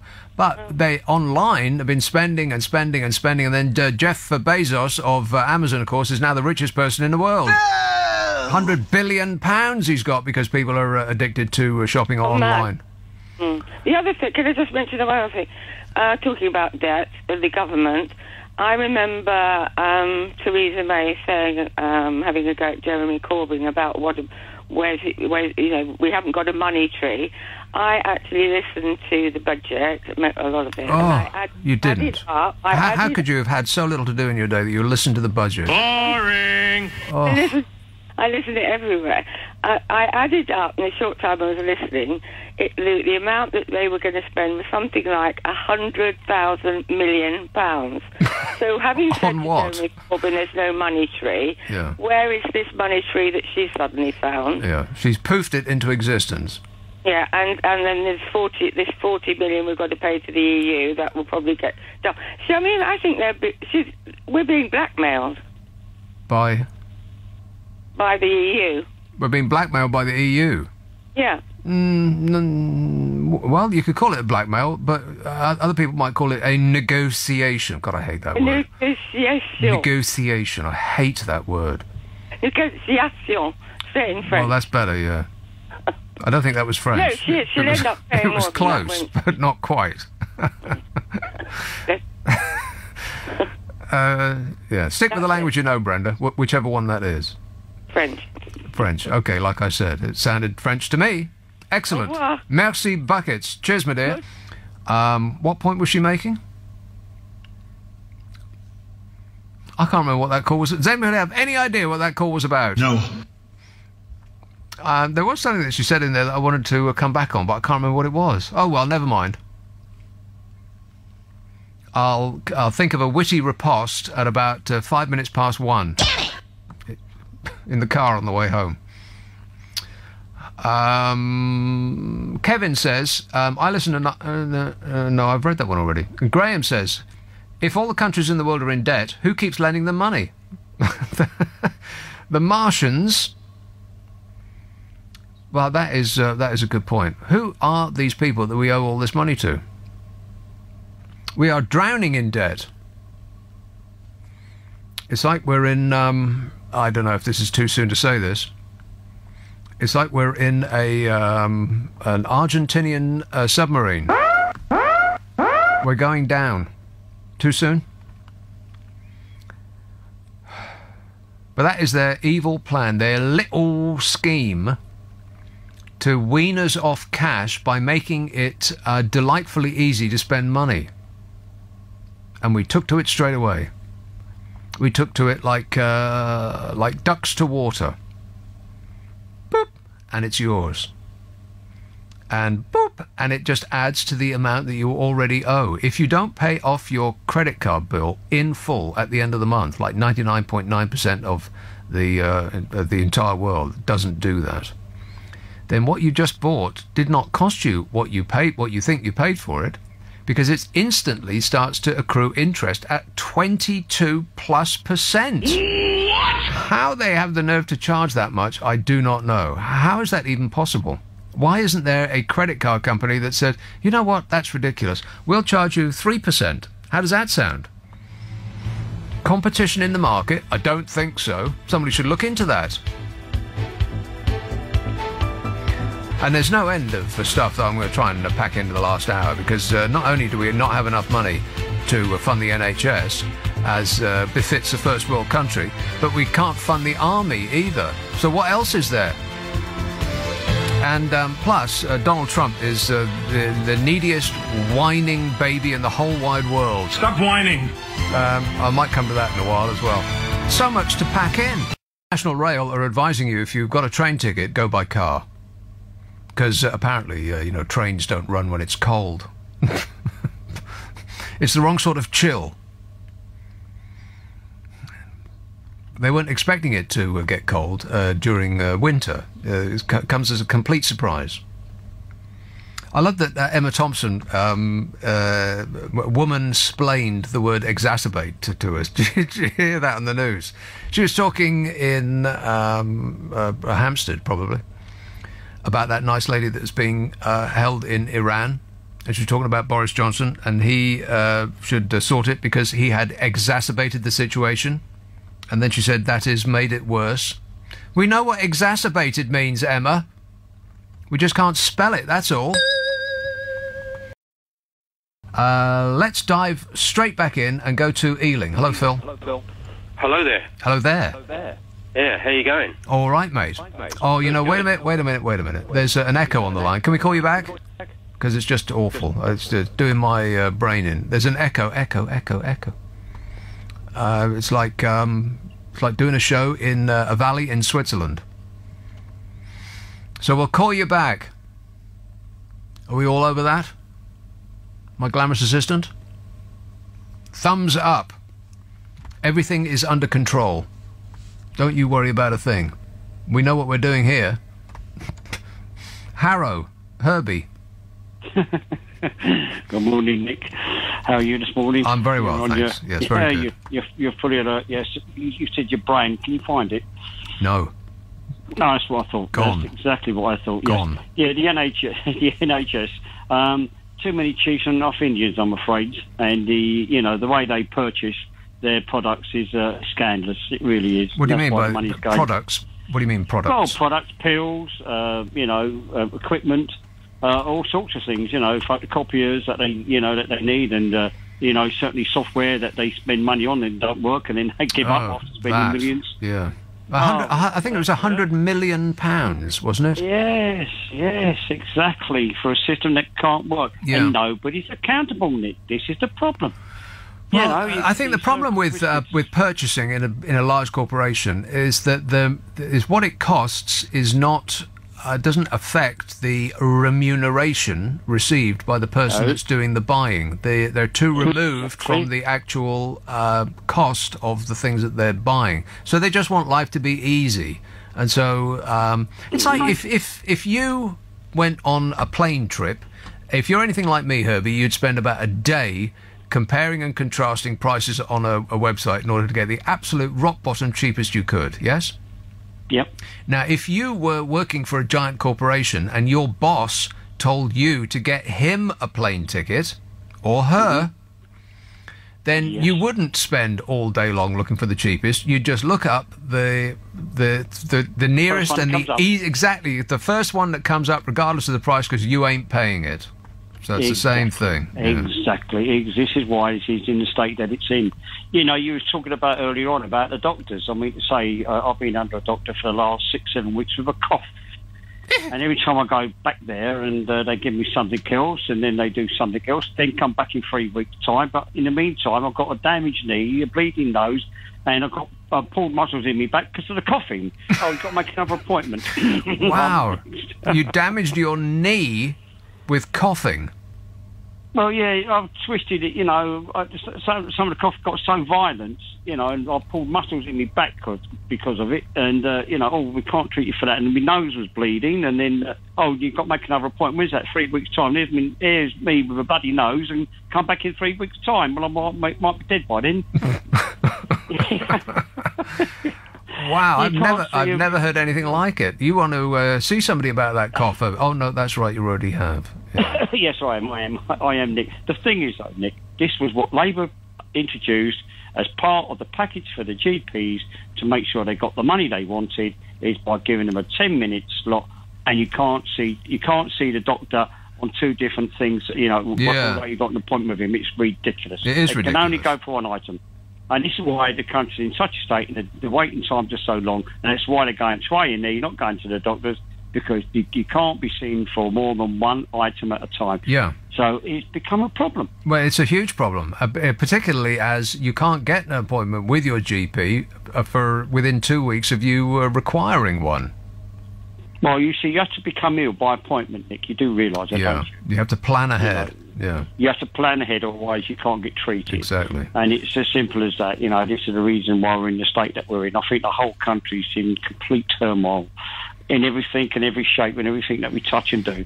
Yeah, well, it's a good job that there's no, strenuous negotiations that we have to go through. There's no economic shock just around the corner. A good job there's nothing like that coming our way, eh?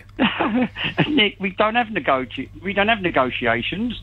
You're joking. Well, you have wimps that haven't got a clue of what to do. They just give money away. You know, as if it's, as I said, it's not their money.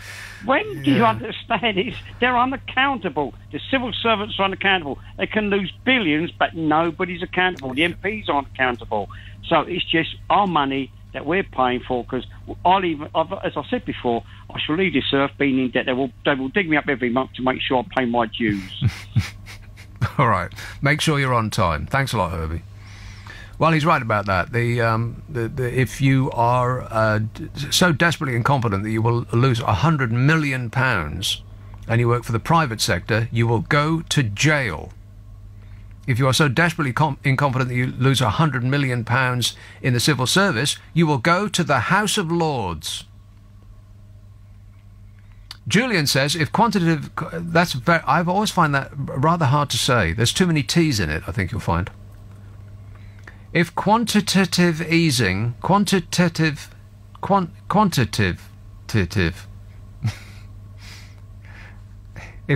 If QE... Ah, there you go, you see. Ha-ha, charade you are. QE. If QE is printing money, why can't we QE enough money to pay back the money the country owes? When I'm in charge, it's the first thing I'll do, says Julian. Well, it's a good job you're not in charge then, isn't it?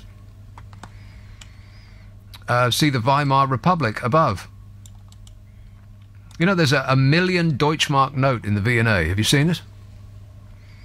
And I think that at the time that it was printed, people were running with wheelbarrows full of cash, like literally with wheelbarrows full of cash to the baker and throwing money through the door in order to get a loaf of bread.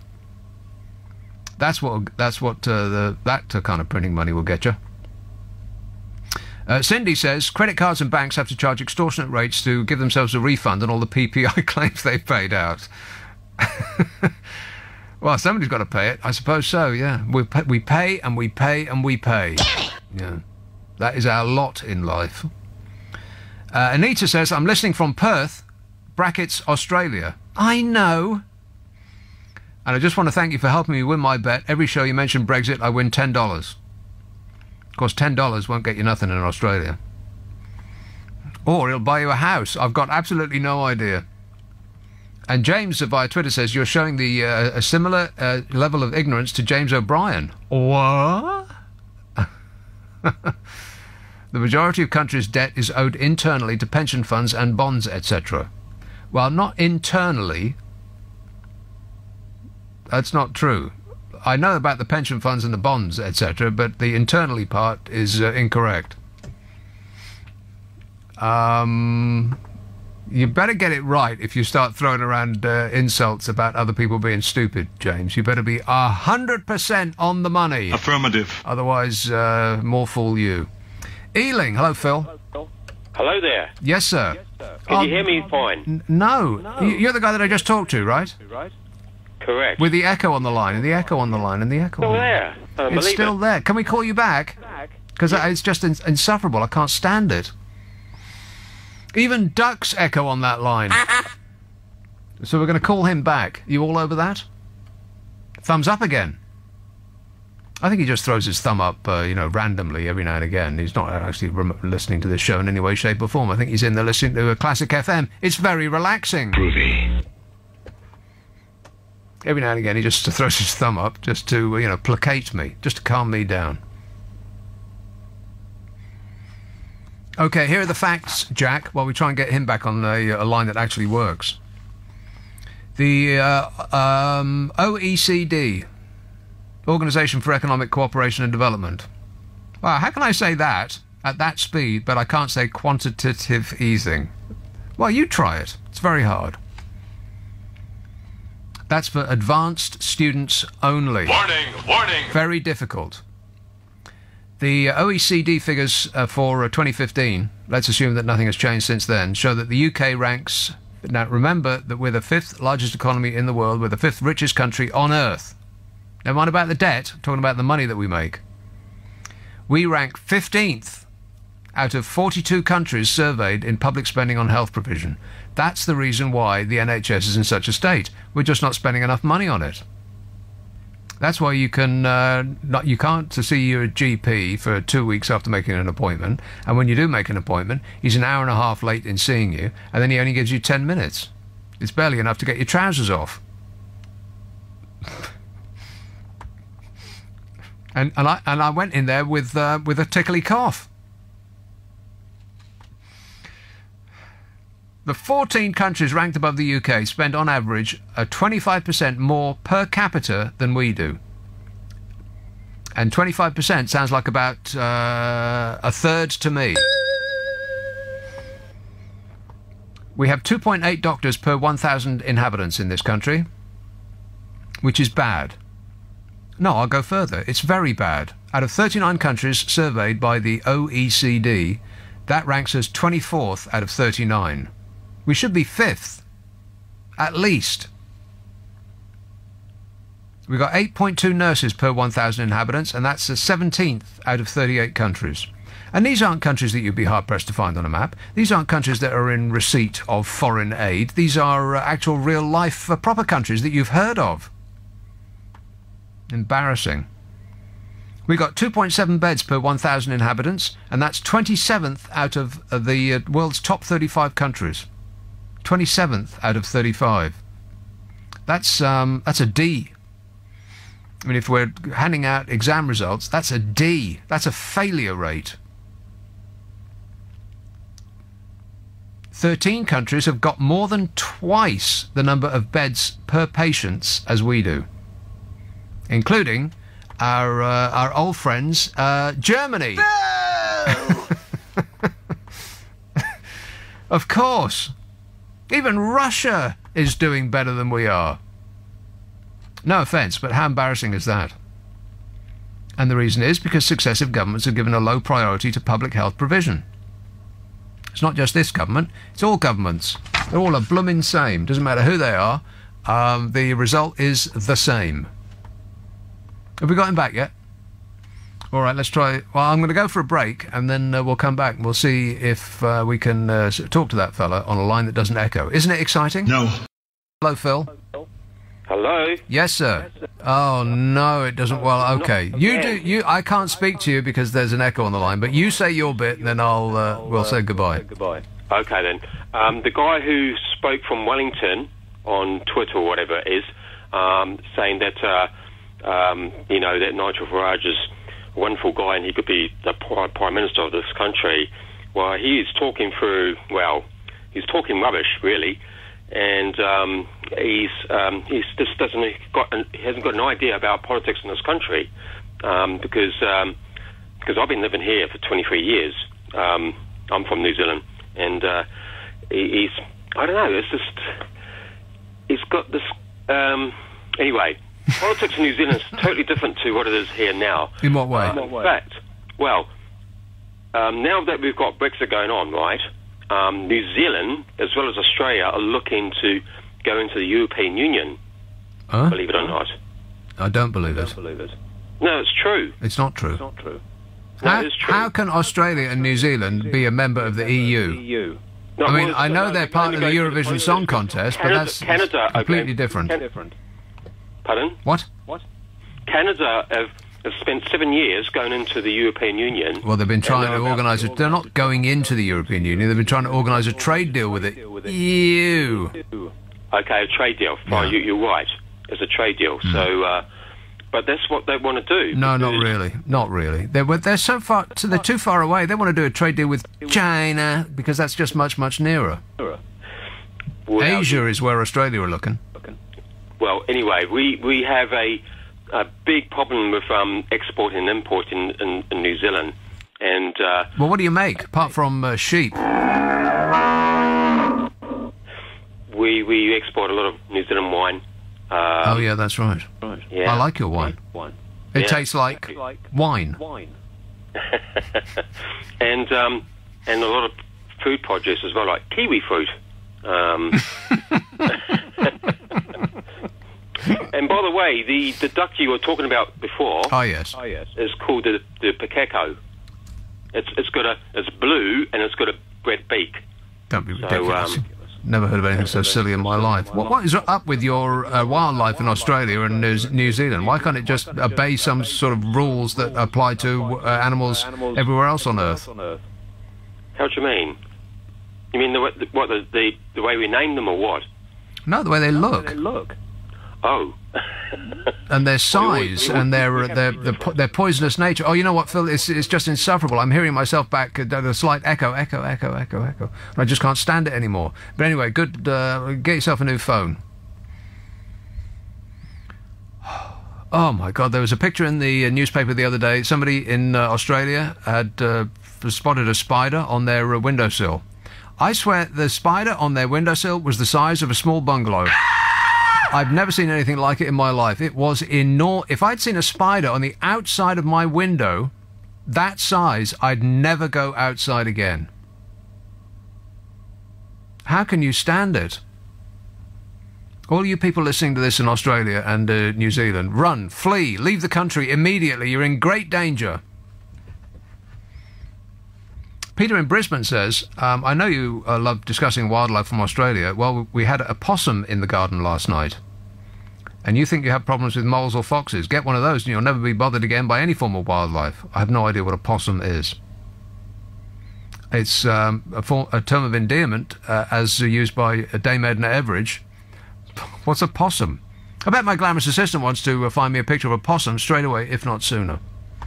Does it look like a dog? Yeah, a little bit, probably. Is it the size of a donkey? Approximately. I bet it's got a beak.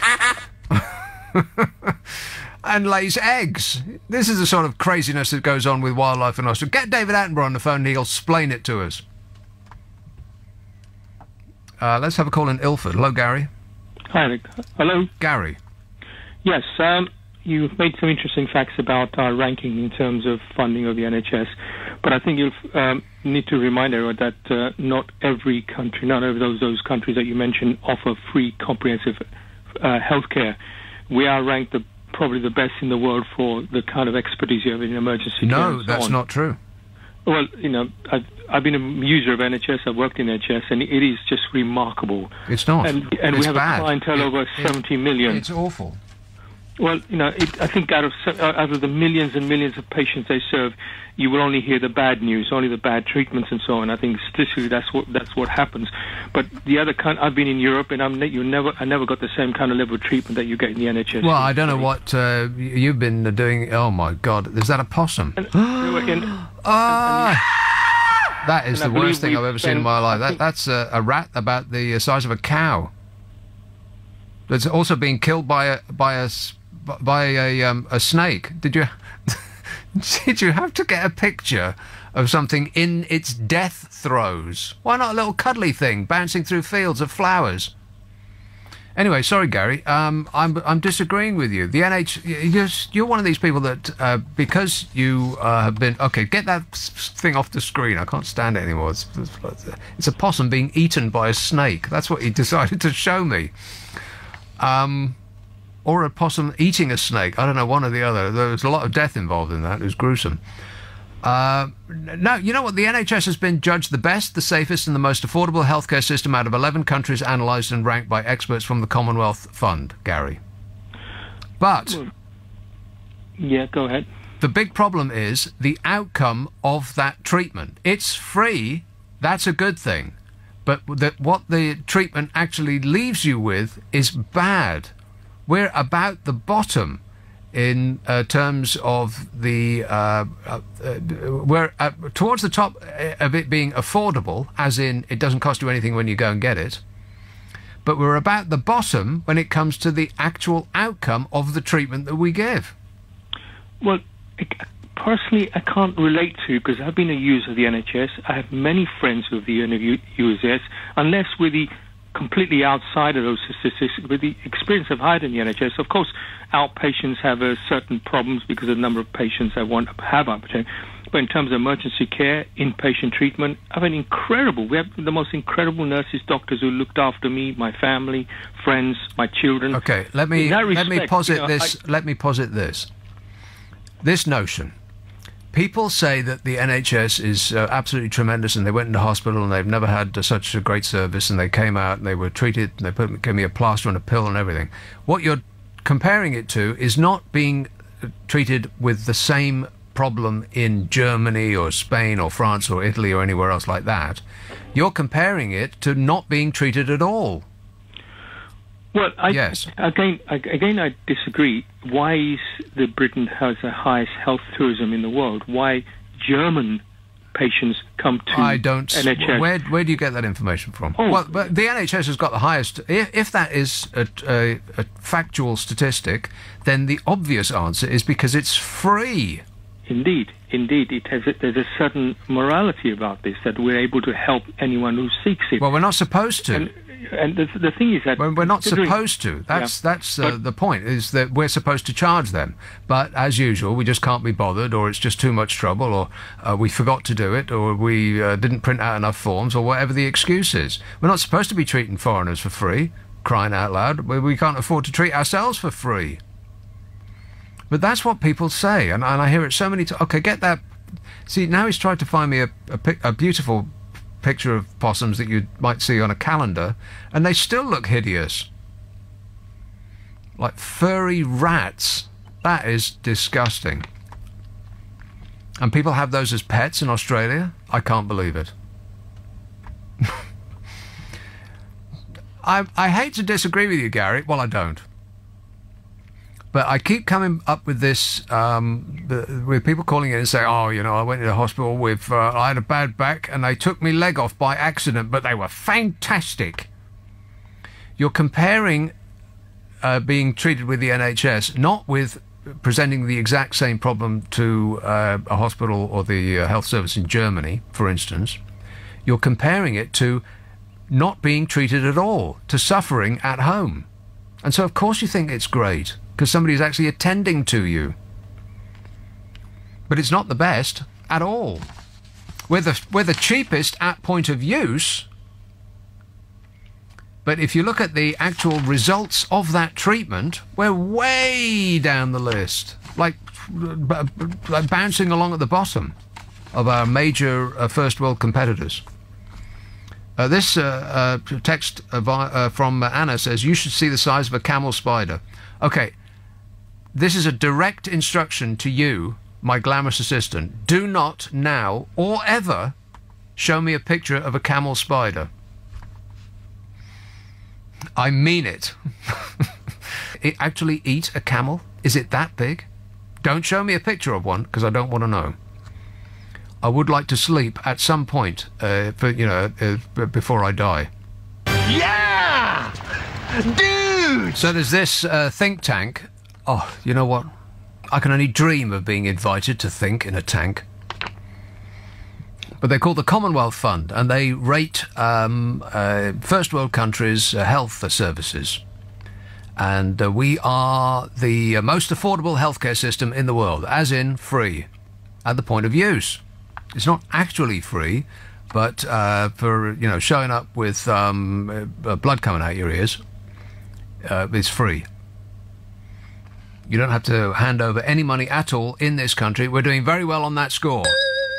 Unfortunately, that's not how you ordinarily score a health service. 5-year survival rates for breast and bowel cancer and deaths among people admitted to hospital after a stroke, for example, are abysmal. We're the top most affordable health service, but we're the second worst in outcomes of the healthcare that we get. Embarrassing. And that's not the only company that has peered into this, has investigated it fully.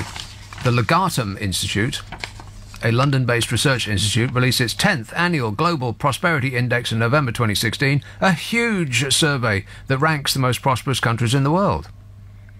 And one of the big components is the ranking of how healthy a country's people are. How do they rank health, I hear you ask? Excellent question. Health is measured by 3 key components: a country's basic mental and physical health, health infrastructure, and the availability of preventative care. Now that seems to make sense. Those three things taken together represent how healthy we are as a nation and how well our health service is working, correct? Number 1 on their list, the absolute tippy-topmost country in the whole wide world, Luxembourg. Always so perfect. But you don't want to live in Luxembourg because it's a little bit, what's the word I'm looking for? Boring! Yes, dull. Next is Singapore. And third is Switzerland. See Luxembourg above. D-U-L-L, boring. But that don't matter because their citizenry are very, very, very, very healthy. It's just they're bored out of their minds, but they're very healthy. So these are this is the 10th Annual Global Prosperity Index, and this is ranked by health. Number 1, Luxembourg. 2, Singapore. 3, Switzerland. 4, Japan. 5, the Netherlands. Ugh. Those tall, blonde, perfect people. And then Sweden, and then us. No, of course not. Then Hong Kong, and then Australia, and then us. Nope. And then Israel, Germany, Belgium, New Zealand, Norway, France, Qatar, Canada. And you're asking, well, where are we on this list? And the answer is, we're not on this list. We're so bad, they didn't even put us on the list. What? We missed out being on the list, is how bad we are. The list goes up to 16, and we came 20th in their health sub-index. Here's an alert. A Glasgow weather alert. Warning! Warning! It's not raining, it's sleeting, says Malcolm. I'm just going to check that for you because I have an app. Don't look out the window, trust your apps. 1 moment, please. 1 degree and raining, or, as he says, sleeting. And then tomorrow, raining. Monday, raining. Tuesday, what? Not raining? I don't believe it. Wednesday? You're joking. Thursday? Friday? This is incredible. Saturday? Sunday? Monday into the 4th of December. Good grief, that's 1, 2, 3, 4, 5, 6, 7 days without rain. Forecast for Glasgow. Can you believe that? No. No, me neither. I don't believe it. I refuse to believe it. Here's a call in Carnforth. Oh, Annie. Oh, hello, Nick. Hey up, Chuck. Hi, well, I just want to say, right at the beginning, you said about us being the 5th wealthiest nation in the world, and yet, you know, we're spending less on, you know, the amount of doctors we've got and nurses and the amount of beds we've got and everything. And, well, that's purely a political choice. You know, it's not because we can't afford it. We could afford it. It's, you know... Well, we'd rather spend money on weapons of mass destruction and rail lines to Birmingham to shave 10 minutes off your journey and all of that folderol, yeah. Yeah, and exactly, but also just the whole austerity thing, the whole, you know, the cuts to all our public services, you know, whether it's NHS, social care, education, they've all, but, you know, the whole thing of needing austerity, you know, the government have said that, you know, oh, it was a necessity after the banking crisis. Well, it's not what other countries have done. It's not what America did. It's not what President Obama did. He went for, instead of austerity, he went for putting money into public projects like infrastructure, you know, they're falling down bridges and railway lines and etc., to stimulate the economy. And in fact, if he hadn't have done that, then I think the whole world would have gone into a depression, you know, because if America had really gone down economically, then the rest of the world would have just been, well, you know... Well, yeah, I mean, there was Obakarama, and he left, and then the world did go into a depression. You are going to love President Trump. Not that I'm going to mention any names in that regard, but yeah, I think I know the reason why. Different sort of depression, but yeah, so, you know, they've consciously made a choice, and I think that the reason they made that choice, you know, they've made us think that we need austerity when we actually didn't, and being prepared to sort of let the economy go to the dogs, which it obviously has done. We can see that now with all this stuff that's come out this week, that we're, wages have dropped hugely in real terms, the economy's not productive, all the rest of it. But they've done it so that they could do what their political objective is to shrink the state and to shrink the welfare state. So, that's everything in the welfare state. I'm talking about the NHS, education, social care, well, all our public services, basically, so that we could be more like America, where they have a smaller state and a much smaller welfare state. Really. If we're following America in any regard, apart from entertainment, then we are obviously on the wrong path, because I know they are.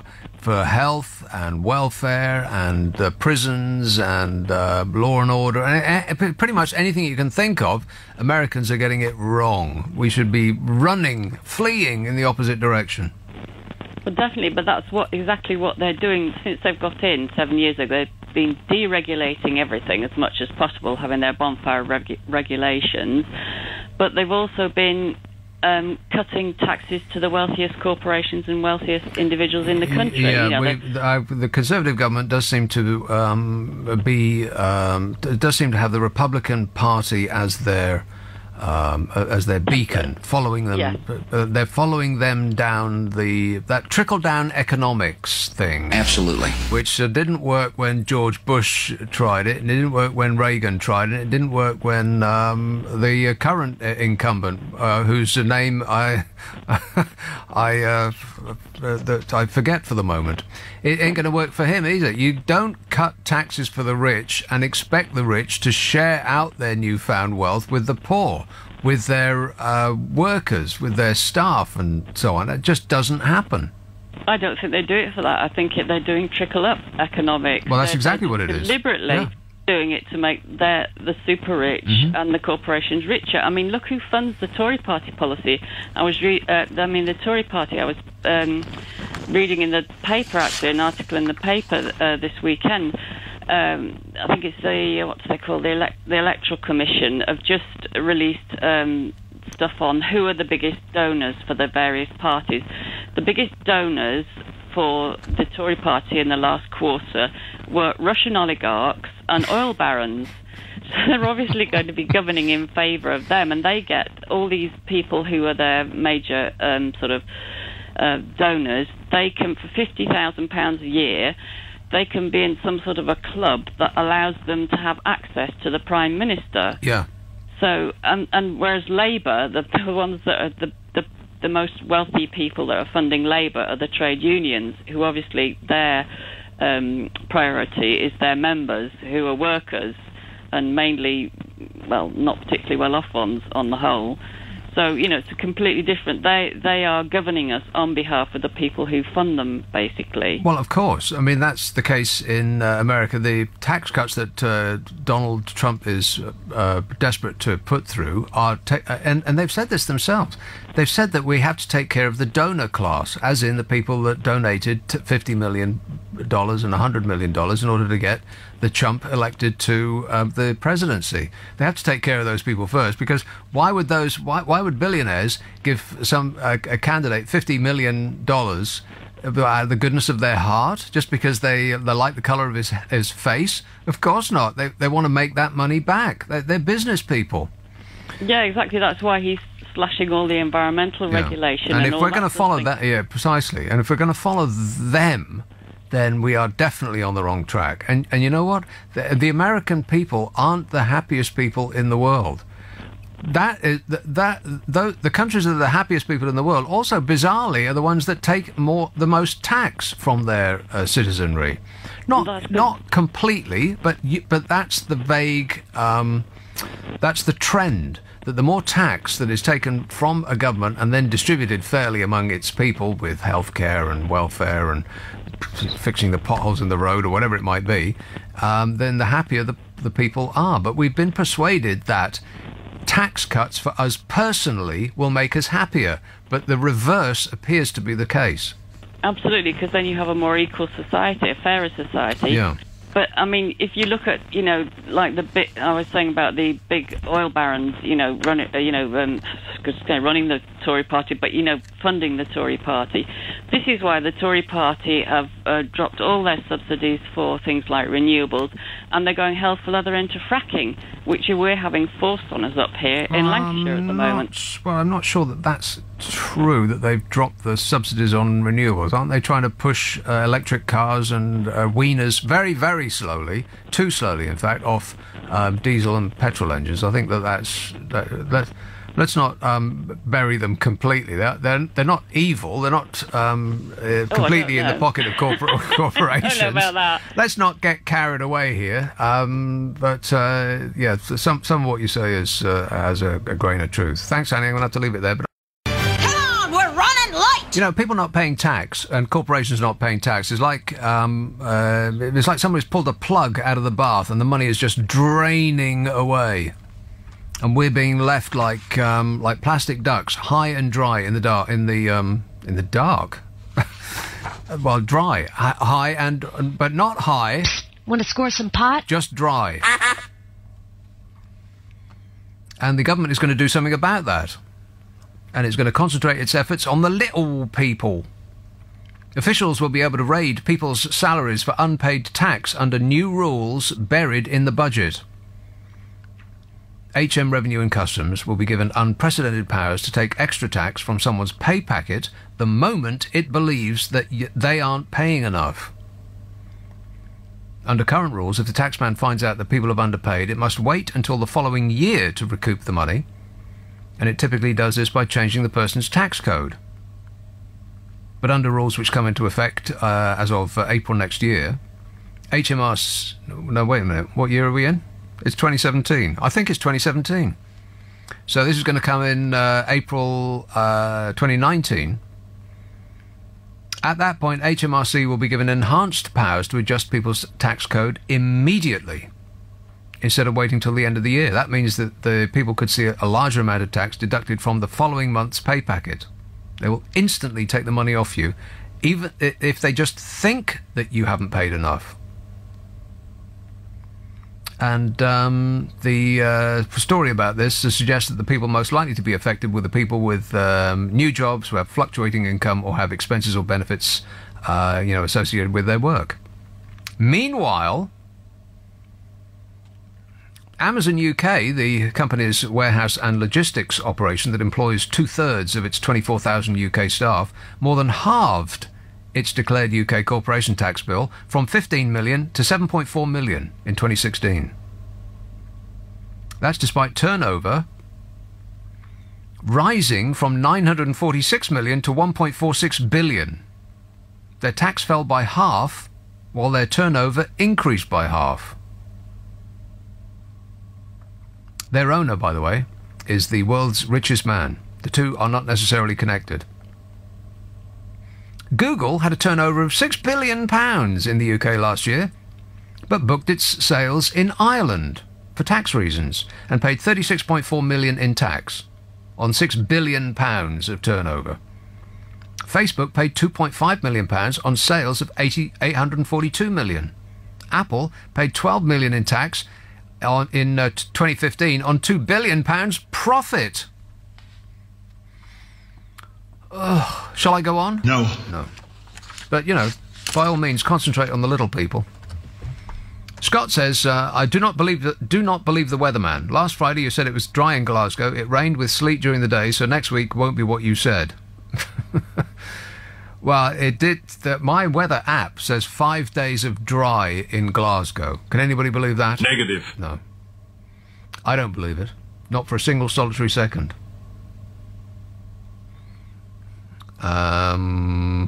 Jim says, when all the EU nationals leave this country post-Brexit, who's going to bury all the people who do not have private health insurance?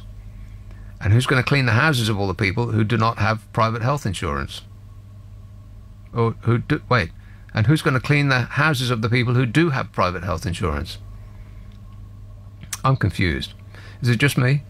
When all the EU nationals leave this country post-Brexit, who is going to bury all the people who do not have private health insurance? Maybe I just wasn't concentrating when I read this first time around. I think that's probably likely. Yeah, I wasn't concentrating. Keep your head in your game. So that makes sense. And the second part is, and who's going to clean the houses of all the people who do have private health insurance? I get it now. Somebody's going to have to do all that burying work. And that's really the last occupation that I would have thought of in connection with that the worker drain post-Brexit. I was more thinking of, who's going to bring your food to your table, that sort of thing. Who's going to make your frothy coffee? But I suppose people have got to get buried, right enough. And we don't want to do that job. Well, I know I don't. What else? Oh, Peter in Brisbane has sent a photo with an email. It's a photo of what? Not a camel spider, I hope. Anyway, I don't want to see it. I don't want to see a picture of any wildlife from Australia or anywhere else down there. New Zealand. New Zealand is more benign than Australia. For some bizarre reason, Australia's got all the worst things in the world. And the animals, too. Let's have... Oh, who's been waiting the longest? We're totally fair about this. Milton Keynes. Hello, Paul. Hiya, Nick. Paul. I'd like to talk about the NHS, if that's okay. Okay. And I've just come through quite a major operation. I'm still recovering at the moment. But there's two things that I identified. I mean, I'm very supportive of the very good people I met through my journey through the GP surgeries and the NHS, and there's lots of good people. There's a lot of mediocre people, and there are some people who are really poor. But the two things I think I found out is that there are serious communication problems. Personally, I love diversity, and I love the fact that you can have people from all over the world. That's good. But I had at least 4 professionals who couldn't communicate with me. And that has a big problem because they can't give me the information that I need, and they also don't understand the information that I'm giving them. Yeah. It's so serious that I even ended up in an operating theatre for an operation which was the wrong operation. Only at the very last minute. I'd already had the antibiotics beforehand because they said I needed to take those before they realised that I'd been put through for the wrong operation. There was many examples of mistakes happening right from GP surgery right through the hospital. But, the other thing I think which exacerbates the whole problem is that they haven't got time. And time is the one thing that we really do need if we're going to do a good job of anything. Yeah. We need to be able to think. We need to be able to sit down and consider, but the trouble is that... Well, money buys time, doesn't it? I mean, if you've only got 10 staff and you need 20, then the solution to your problem is more money. Yeah. What we're forcing those poor staff who are trying to manage in that situation is we're forcing them to make snap decisions and to skip things, to prioritise. They have to get through their day just like everybody else, and they've got a certain amount of workload to get through. It's just that their workload is much more serious than somebody who has to stack shelves for a living. I think the problem for the government then, Nick, is that when they do find money, instead of it being used to retrain these people about how to become aware again, it'll just be sort of to employ more staff working in the same way. Or more managers to try and investigate how they can save money, something of that order. Here, Paul, I'm going to have to leave it there, but I do wish you all the best, and I hope that you recover fully. But he's right, the NHS, like every other organisation, but particularly because of the sort of things that we ask people who work for the NHS to do, which is unlike any other job, really. There are some bad people that work there, just like everywhere, and there are some mediocre people that work there, but there's some absolutely extraordinary people. And I know that the A word is bandied about in this regard, but for some people it does actually apply. They are actual real-life angels. Or as near as we'll get on Earth. And so, on behalf of everybody that has been touched by an angel, we appreciate it. Thank you.